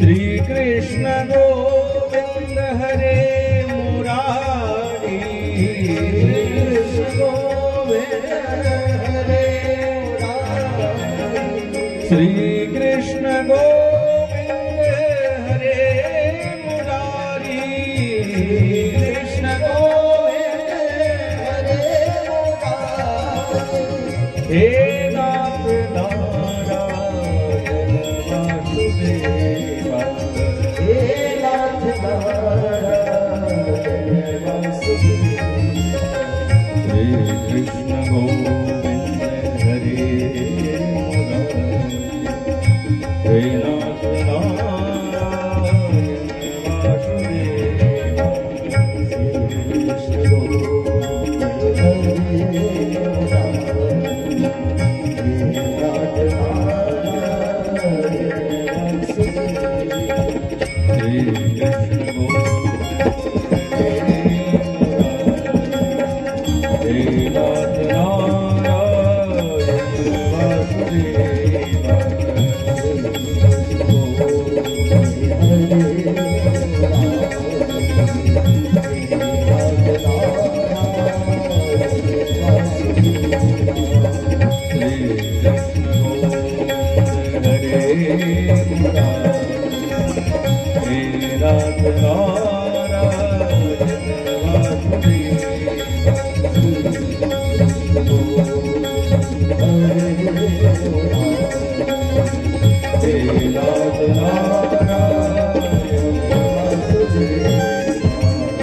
बोल भक्ति महारानी की बोल भक्त वत्सल भगवान की बोल आनंद कंद भगवान की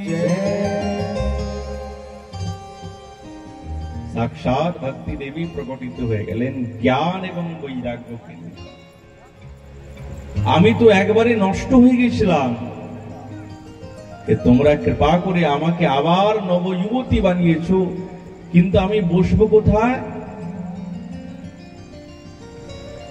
আপনি সাক্ষাৎ ভবরোগ হন্ত্রী স্বরূপ কর্ত্রী, আপনার স্থান বৈষ্ণবের হৃদয়ে। আর জানেন, এই জগতে বৈষ্ণবের মতন ধনী আর কেউ নেই। কিসের ধনী? টাকা পয়সা? না না,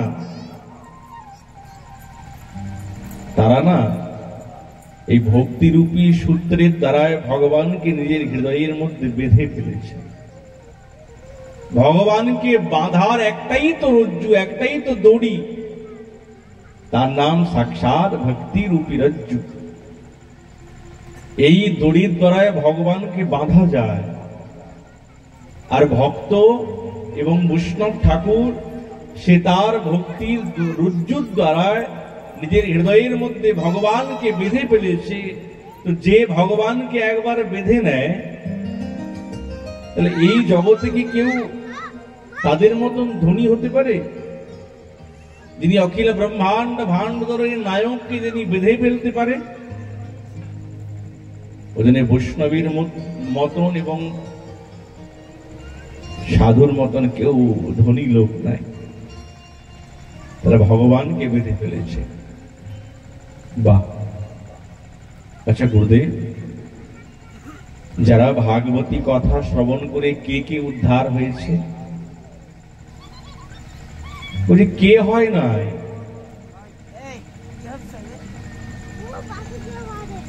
এই জগতে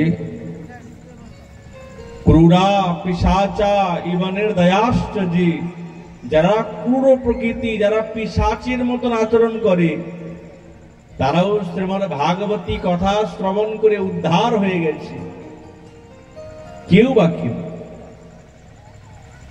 পিশাচ, আমার পিশাচ পর্যন্ত উদ্ধার হয়ে গেছে। কোন প্রমাণ আছে? তো সুতমণি বলছে হ্যাঁ হ্যাঁ প্রমাণ তো আছে। তখন আত্মদেব ব্রাহ্মণীর কথা মনে পড়ে গেল। যেই আত্মদেব ব্রাহ্মণ, তিনি সন্ধ্যা করেন, ঘরে সবকিছু আছে, বৈভবের কোনো অভাব নেই, টাকা পয়সা সবকিছু আছে, অট্টালিকা, কিন্তু ব্রাহ্মণী একটু বিচক্ষণ। তার নাম হচ্ছে ধুন্দুলি। ঝগড়া করে, ঝগড়া না করলে পেটের অন্ন হজম হয় না, খাবার হজম হয় না, সবসময় ঝগড়া করে, কলহ করে, বেশি কথা বলে, সে হচ্ছে ধুন্দুলি। যদি কেউ তার সঙ্গে কথা নাও বলে, জানে সবসময় ঝগড়া করে, তো যেন কেউ কথা বলতে চায় না, তো পায়ে পা ঠেকিয়ে ঝগড়া করে, এমন এই ধুন্দুলি। তো আত্মদেব ব্রাহ্মণ একদিন মনে মনে ভাবছে যে ভগবানের কৃপাতে সবকিছু পেয়েছি, সবই আছে, কিন্তু একটা বস্তুর অভাব, আমার তো সন্তান নেই। মনের দুঃখে বনের মধ্যে গেছে, না প্রাণ আর রাখবো না, মরে যায়। বসে বসে বৃক্ষের তলে কাঁদছে। এমন সময় একজন সাধু বাবা ওই পথ দিয়ে যাচ্ছে। তো সরোবরে জল পান করে উঠি দেখছেন যে একজন ব্রাহ্মণ বসে বসে কাঁদছে। বাহ, কি সুন্দর! দেখো তো, ভগবানের কথা চিন্তা করতে করতে নির্জনে বসে বসে কাঁদছে। যে যেই রকমের হবে, তার মনের ভাবও তো সেই রকমই হবে। সাধু মহাত্মা, তিনি তার মনটা সাধু প্রকৃতি, ওই জন্য যাকেই দেখেন তাকেই সাধু বলেই মনে করলেন। তো আজ আত্মদেব ব্রাহ্মণ বসে বসে কাঁদছে, তো সাধু বাবা মনে মনে ভাবছেন, বাহ, ভগবানের কথা চিন্তা করতে করতে লোকটা কাঁদছে, একটু জিজ্ঞাসা করি, মহারাজ কেন কাঁদছেন, কি হয়েছে আপনার? বলছে, মহারাজ কি আর বলবো, দুঃখের কথা, পূর্বজন্মের সঞ্চিত পাপ। মরতে এসেছি, প্রাণ ত্যাগ করতে এসেছি, বেঁচে কি লাভ? তো সাধু মহাত্মা বলছেন, কেন, কি হয়েছে, তুমি কেন মরতে চাও? দেখুন, এই কুলকে ধিক্কার। কেন? বলছে সন্তান নেই আমার।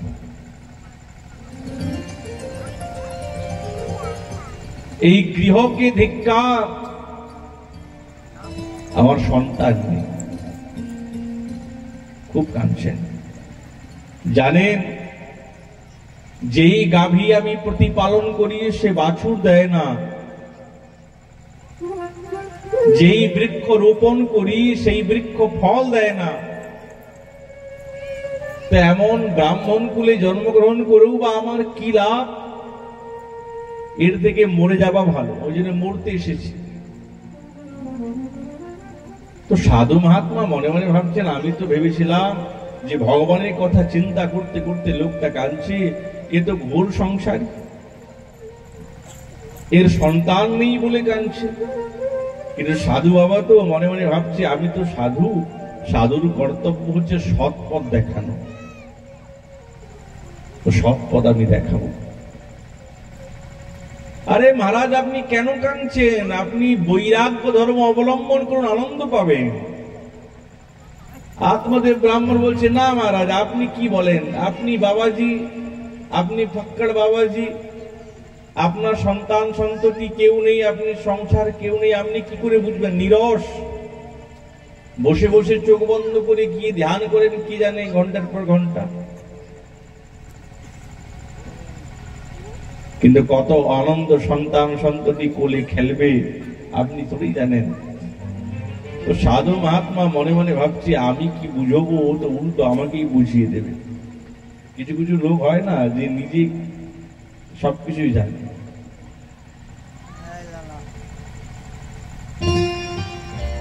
আর সাধু বাবা বলছেন, দেখুন বলতে আরম্ভ করতে ছাড়বো না।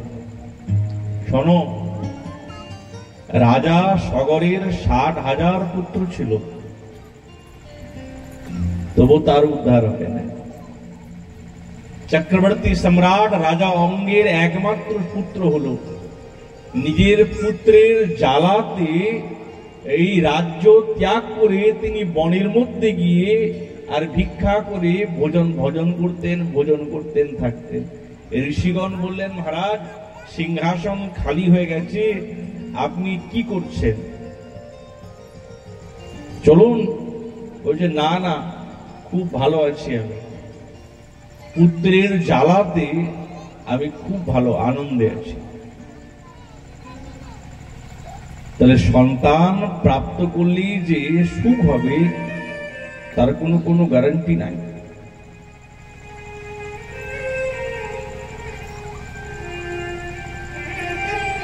আত্মদেব ব্রাহ্মণ বলছে, না না, আপনি ঠিক বলছেন না। তো সাধু বাবা মনে মনে ভাবছি, যখন এতই বলছি কিছুতেই ভাবছি না, দেখি তো তোমার ভাগ্য রেখা দেখি আমি ললাট দেখতে থাকি। ললাট দেখে বলছে, আরে মহারাজ, তুমি একদিন কেন, তুমি এই জন্ম কেন, 7টা জন্ম যদি তুমি কান্নাকাটি করো, তোমার পুত্র নেই, 7 জন্ম তোমার পুত্র হবে। আত্মদেব ব্রাহ্মণ তো জোরে জোরে চিৎকার করে কাঁদতে আরম্ভ, হায় হায়, এইবারে কি হবে আমার? বুদ্ধি লাগালো। সাধু বাবা যদি বলতে পারে ললাট রেখা দেখে, তাহলে অবশ্য সাধুর কাছে বিশেষ গুণ আছে। সঙ্গে সঙ্গে চরণটা ধরে ফেললেন। চরণটা ধরে বলতে আরম্ভ করলাম, মহারাজ, আপনি আমাকে পুত্র দেন। আরে মহারাজ, আপনার ভাগ্যে পুত্র নেই, তো আপনি পাবেন কোথা থেকে? না মহারাজ, আপনি দেন। যদি আপনি আমাকে সন্তান না দেন, তাহলে এই সামনে সরোবর দেখতে পেয়েছেন, এই সরোবরের মধ্যে ঝাঁপ দিয়ে আত্মহত্যা করব এবং এই ব্রাহ্মণ হত্যার পাপ আপনার ঘাড়ে চাপবে। সাধু বাবা মনে মনে ভাবছে, বেশ ভালোই চলে যাচ্ছিলাম, খামাখা এর চক্করে পড়ে গেলাম, এবার তো বড় বিপদ। আরে মহারাজ, আমাকে ছেড়ে দেন। আপনার ভাগ্যে সন্তান নেই, আপনি আমাকে আমার পিছন ধরেছেন। না না মহারাজ, আপনাকে আমাকে পুত্র দেন, যদি পুত্র না দেবেন তাহলে ব্রাহ্মণ হত্যার ভাগীদারি আপনাকে হতে হবে। সাধু বাবা আর কি করবেন, একটা ঝোলার থেকে ফল বের করেছে, ফল বের করে এই নেন, আপনার ব্রাহ্মণীকে খাইয়ে দিয়েন, সুন্দর পুত্র হবে। আত্মদেব ব্রাহ্মণের আনন্দের আর ঠিকানা নাই। বাহ, জয় হোক সাধু বাবা। সঙ্গে সঙ্গে সেখান থেকে পৌঁছে, মহারাজ আপনি আমাকে বড় কৃপা করেছেন। সাধু বাবা তো ওখান থেকে বিদায় নিলেন। আত্মদেব ব্রাহ্মণ এসে উপস্থিত। ও ব্রাহ্মণী, ব্রাহ্মণী কোথায় গিয়েছিলে তুমি এতক্ষণ? বলে বনে গিয়েছিলাম, সাধু বাবার সঙ্গে সাক্ষাৎকার হল। এই দেখো কত সুন্দর ফল দিয়েছে, আমাদের তো কোনো সন্তান নেই, তুমি এই ফলটা খেয়ে নাও, দেখবে সুন্দর পুত্র হবে।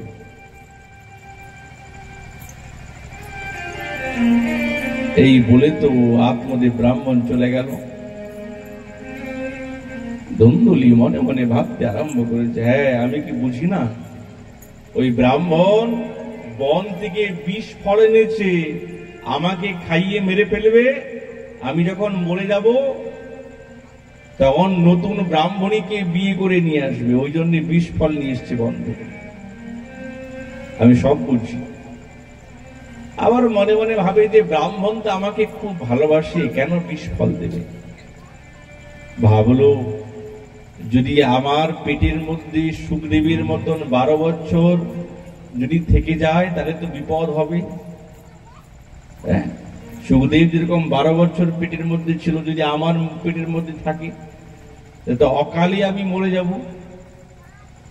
আবার ভাবলো যদি নাও থাকে, যদি আমার গর্ভ হয়, কোনো কারণে আমাদের গ্রামে যদি আগুন লেগে যায় তো সকলে তো দৌড়ে পালিয়ে যাবে, আমি তো গর্ভবতী, আমি তো দৌড়াতে পারবো না, তাহলে আমি অকালে মরবো।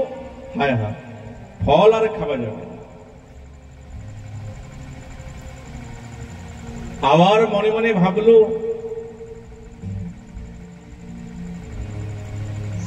যদি আমার সন্তান হয় তার প্রতিপালনে কত ঝামেলা, এই ঝামেলা কি সহ্য করবে। খুব চিন্তাতে পড়েছে, এখন কি করবে কি না করবে বুঝতে পারছে না। তার ভগ্নী এসে উপস্থিত। ধুন্দুলি কি ব্যাপার, তুই এত চিন্তা করছিস কেন? বলে এই দেখতো ব্রাহ্মণ ফল এনেছে। বলছে ভালো কথা, তো ফল এনেছে খেয়ে নে। বলে এমনি এমনি ফল নয়, কোন সাধু বাবা দিয়েছে ফল, এই ফল খেলে নাকি সন্তান হবে। তো তার ভগ্নী বলছে তোর বুদ্ধি খারাপ, ফল খেলে কোনোদিন সন্তান হয় নাকি? দেখ আমার অনেক কটা সন্তান আছে, আর একটা যখনই জন্মগ্রহণ করবে আমি সেই সন্তান তোকে সমর্পণ করব। তার জন্য টাকা পয়সা আমাকে অনেক দিতে হবে। দেব দেব, চিন্তা নেই, আমার কাছে অনেক টাকা আছে, কিন্তু তোর সন্তান তুই দিবি তো? বলছে হ্যাঁ হ্যাঁ নিশ্চয়ই দেব, নিশ্চয়ই দেব। তাহলে আত্মদেব ব্রাহ্মণ যদি জিজ্ঞাসা করে ফল কি করলে, তাহলে কি বলবো? ওই যে ঘরে গো মাতা আছে আঙিনাতে, গো মাতাকে খাইয়ে দে, যা হবে হবে দেখা যাবে। আর ধুন্দুলি করলো কি, সেই ফল গো মাতাকে খাইয়ে দিল, আর নিজে পেটের মধ্যে কাপড় চুপড় বেঁধে আর গর্ভবতীর ভান করে বসে থাকে। আর দাস দাসীরা খুব সেবা করছে, কেউ পা টিপছে, কেউ মাথা টিপছে, বেশ আনন্দ। আত্মদেব ব্রাহ্মণকে বলে এই দেখো তোমার পুত্র আমার গর্ভে। কেউ বুঝতে পারলো না, কেবল ধুন্দুলি জানে আর তার ভগ্নী জানে, আর কেউ জানে না। নবজাত শিশু তার ভগ্নী তার কোলের মধ্যে যখনই দিয়ে দিল, সঙ্গে সঙ্গে ধুন্দুলি চিৎকার করে বলছে, ব্রাহ্মণ এই দেখো তোমার পুত্র হয়েছে। আত্মদেব ব্রাহ্মণের আনন্দের ঠিকানা নাই। সমস্ত সাধু ব্রাহ্মণ ঋষিগণকে ডেকে জাত সংস্কারাদি কার্য করলেন, অনেক দান ধ্যান করলেন। কিন্তু বড় আশ্চর্যের কথা, যেই ফল গোমাতাকে খাইয়েছিলেন, ওই গোমাতা 3 মাস অতিক্রম করবার পর, বড় আশ্চর্যের কথা, যেটা কোনোদিন সম্ভব না সেটি আজ সম্ভব হয়েছে না, সেই গোমাতা নর শিশু প্রসব করেছে, কানটা গোমাতার মতো। আত্মদেব ব্রাহ্মণের আনন্দের ঠিকানাই, বাহ, আজ আমার ঘরের আঙিনায় গোমাতা আমাকে নরশিশু প্রসব করেছে, বাহ। সমস্ত তুঙ্গভদ্রা বাসীগণ, গ্রামবাসীগণ এসে উপস্থিত, দেখতে এসেছে আজ গোমাতার কেমন নরশিশু প্রসব করেছে, চলো দেখবো, চলো। সবই ঠিক আছে, কান দুটি গোমাতার মতন। আত্মদেব ব্রাহ্মণ আনন্দের ঠিকানা নাই, ব্রাহ্মণগণকে ডেকে অনেক দান ধ্যান করলেন, নাম রাখলেন কান দুটি গোমাতার মতন, তো ওই জন্য নাম রাখলেন গোকর্ণা। ধুন্দুলি বলছে, আমার পুত্রের নাম আমি রাখবো। রাখো, তুমি কি রাখবে? আমার নাম ধুন্দুলি, আর আমার পুত্রের নাম হবে ধুন্দুকারী। বাহ! কিন্তু ধুন্দুকারী খল চুরি করে, ডাকাতি করে, মদিরা পান করে, অমেদ্য কুমেদ্য খায়, কোন অন্ধকে দেখলে তাকে গর্তেতে ঠেলে দেয়, অপরের ঘরে আগুন লাগিয়ে দেয়, যত অনাচার আছে এই ধুন্দুকারীর মধ্যে। কিন্তু গোকর্ণ পরম বৈষ্ণব, পরম পণ্ডিত, পরম বৈরাগী হয়ে গেলেন। ঘরে যত টাকা পয়সা ছিল সব নষ্ট করেছে জুয়া খেলে। বাবাকে বলে, বাবা কোথায় টাকা পয়সা রেখেছো, বের করো। আত্মদেব ব্রাহ্মণ বলে, বাবা যা কিছু ছিল তুমি তো সব নষ্ট করলে, আর তো কিছু নেই আমার কাছে। আজ ধুন্দুকারী গর্জনা করতে আরম্ভ করেছে, দেবে না। যখন সন্তান সন্ততি, পিতা মাতা এবং গুরুজনদের প্রতি আক্রোশ করতে আরম্ভ করে না, তো ভাবতে হবে এরা অসৎ পথে চলে গেছে। সঙ্গে সঙ্গে আত্মদেব ব্রাহ্মণ বসে বসে কাঁদতে আরম্ভ করেছে, কোথায় যাব? কি আমার দুঃখের কথা শুনবে? কে মরে যাব? কিং প্রাণং স্থগামি। যদি আমরা প্রশ্ন করি, কে মহারাজ তুমি তো আগেও মরতে গিয়েছিলে, কেন মরতে গিয়েছিলে? তোমার সন্তান নাই বলে। আর তুমি এখনো মরতে চাও, তোমার সন্তান কেন? তাহলে সন্তান সুখ দেয় না? না। সঙ্গে সঙ্গে গোকর্ণ এসে উপস্থিত। গোকর্ণ মহারাজ বলছেন, হে পিতা মহারাজ, আপনি কেন কাঁদছেন?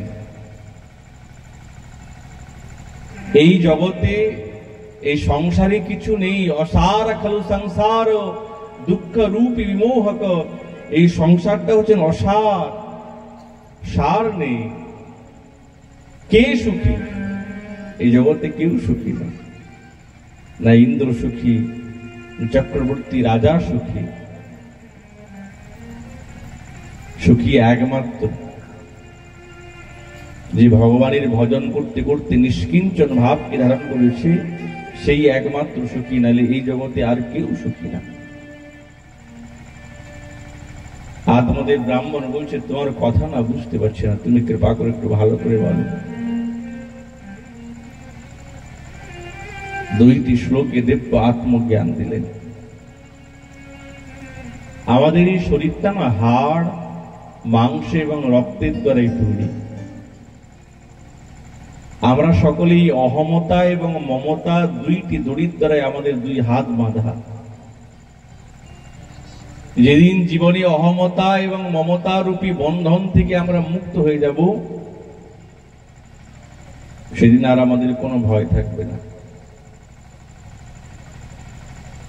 এই শরীরটাই যদি আমাদের হাড়, মাংস এবং রক্তের দ্বারাই তৈরি,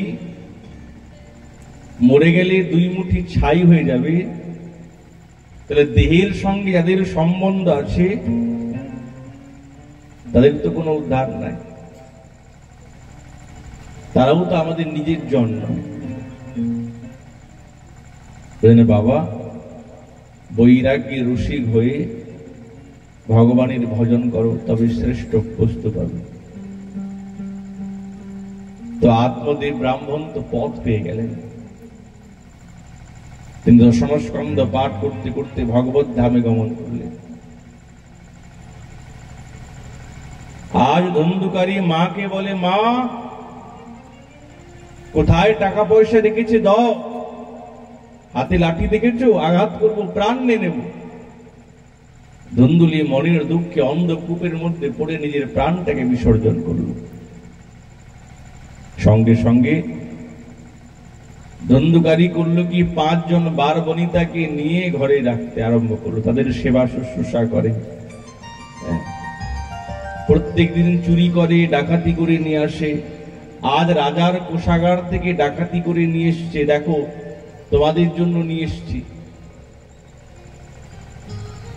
এই দেখো।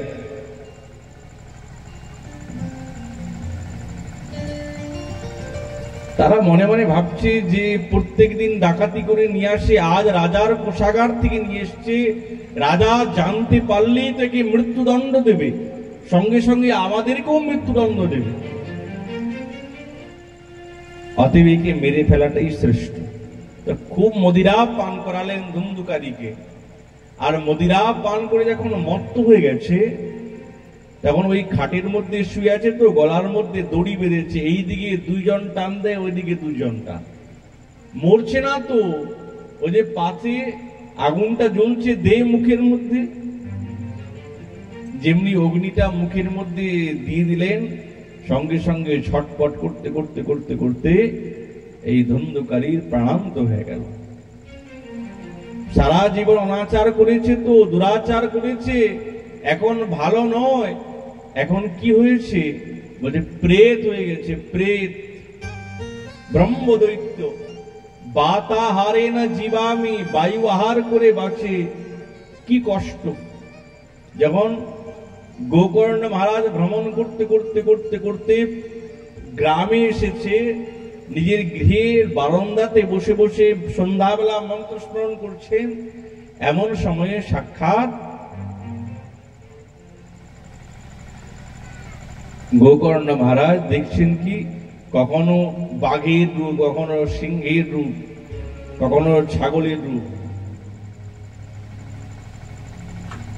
কে তুমি, আমাকে ভয় দেখাও কেন?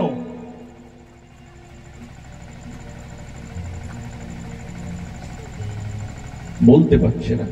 তো কমণ্ডলুর মধ্যে সমস্ত তীর্থের জল ছিল, যেমনি সঞ্চয় করলেন, সিঞ্চন করলেন, সঙ্গে সঙ্গে অস্পষ্ট শব্দে বলতে আরম্ভ করলেন, আমি তোমার ভাই, খুব কষ্টে আছি, সারা জীবন অনাচার করেছি, প্রত্যেকটা জীবকে কষ্ট দিয়েছি, ক্ষুধা পাচ্ছে, খেতে পারছি না, পিপাসা পাচ্ছে, জল পান করতে পারছি না, তুমি আমাকে উদ্ধার করো। কেন? তোমার জন্য গয়াতে পিণ্ড দিয়েছি তো।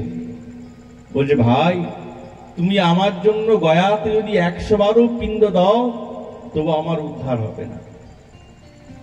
কি বলো? বলছে, হ্যাঁ। তুমি এক কাজ করো, এখন যাও, আমি দেখি। যখন ভোর হয়ে গেল, সূর্যনারায়ণ ভগবানকে জিজ্ঞাসা করলেন, এই প্রেতাত্মার কি করে উদ্ধার হবে? তখন বলছেন শ্রীমদ্ ভাগবতী কথা অনুষ্ঠান করো, দেখবে প্রেতাত্মার উদ্ধার হয়ে যাবে। তখন আষাঢ় মাসের শুক্লা নবমী তিথি থেকে শ্রীমদ্ ভাগবতী কথার অনুষ্ঠান করলেন। আর একটা বাঁশির মধ্যে সেই ধুন্ধুকারী প্রেত রূপী বায়বীয় শরীরে প্রবেশ করলেন।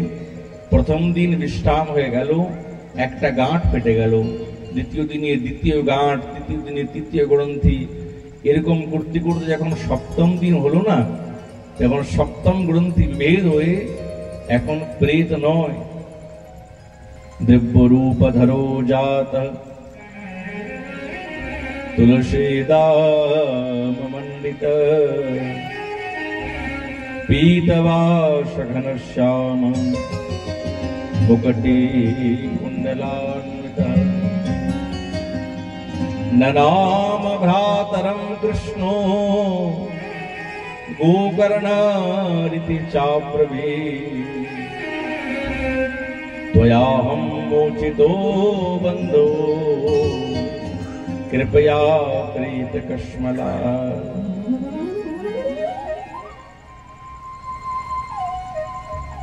ধন্য সেই শ্রীমদ্ ভাগবতী বার্তা যে আমাকে প্রেত যোনি থেকে উদ্ধার করেছে। তুমি যদি কৃপা না করতে তাহলে আমি এই প্রেত যোনি থেকে উদ্ধার প্রাপ্ত হতে পারতাম না। সঙ্গে সঙ্গে আকাশ থেকে দিব্য বিমান এসে উপস্থিত। গোকর্ণ মহারাজ বলছেন, কে আপনারা? বলছে, আমরা এই ধুন্ধুকারীর জন্য বিমান নিয়ে এসেছি। কেন? সকলেই তো ভাগবতী কথা শ্রবণ করেছেন, কেবল ধুন্ধুকারীর জন্য বিমান কেন এসেছে? সকলের জন্য আসবে। বলছে, মহারাজ, শ্রবণ তো সকলেই করেছে, মনন করে না।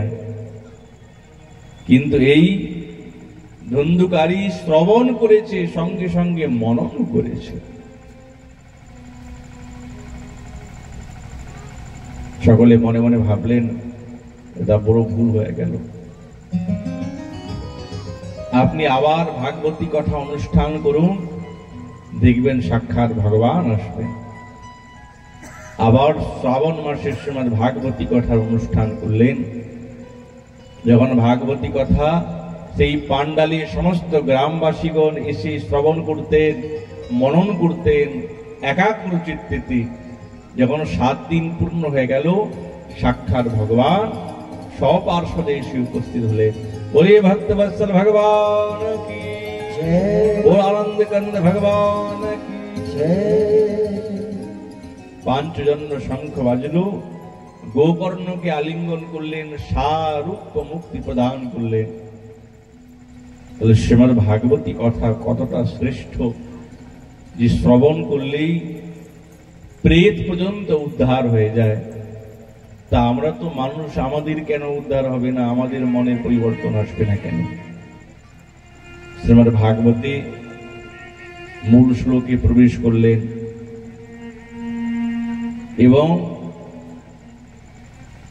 যেখানে সূত মুনি নিরন্তর সনকাদি ঋষিবৃন্দকে বর্ণনা করলেন, যেখানে পরীক্ষিত মহারাজের ব্রহ্মশাপ হলো, 7 দিন তক্ষক নাগ দংশন করবে, তিনি সবকিছু ত্যাগ করে এই গঙ্গার ঘাটে বসেছেন।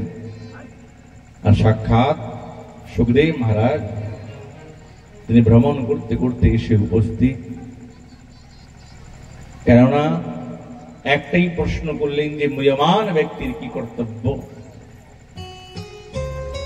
সুখদেব মহারাজ সেইটি বর্ণনা করতে আরম্ভ করলেন।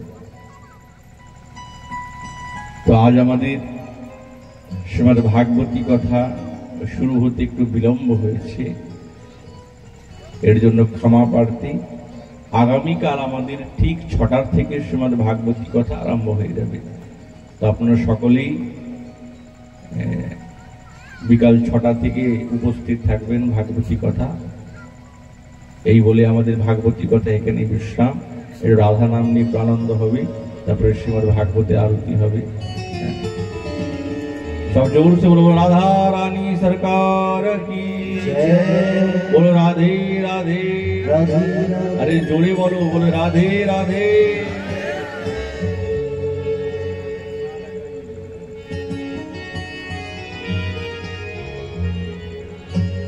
ओ मैंने रटना लगाई रे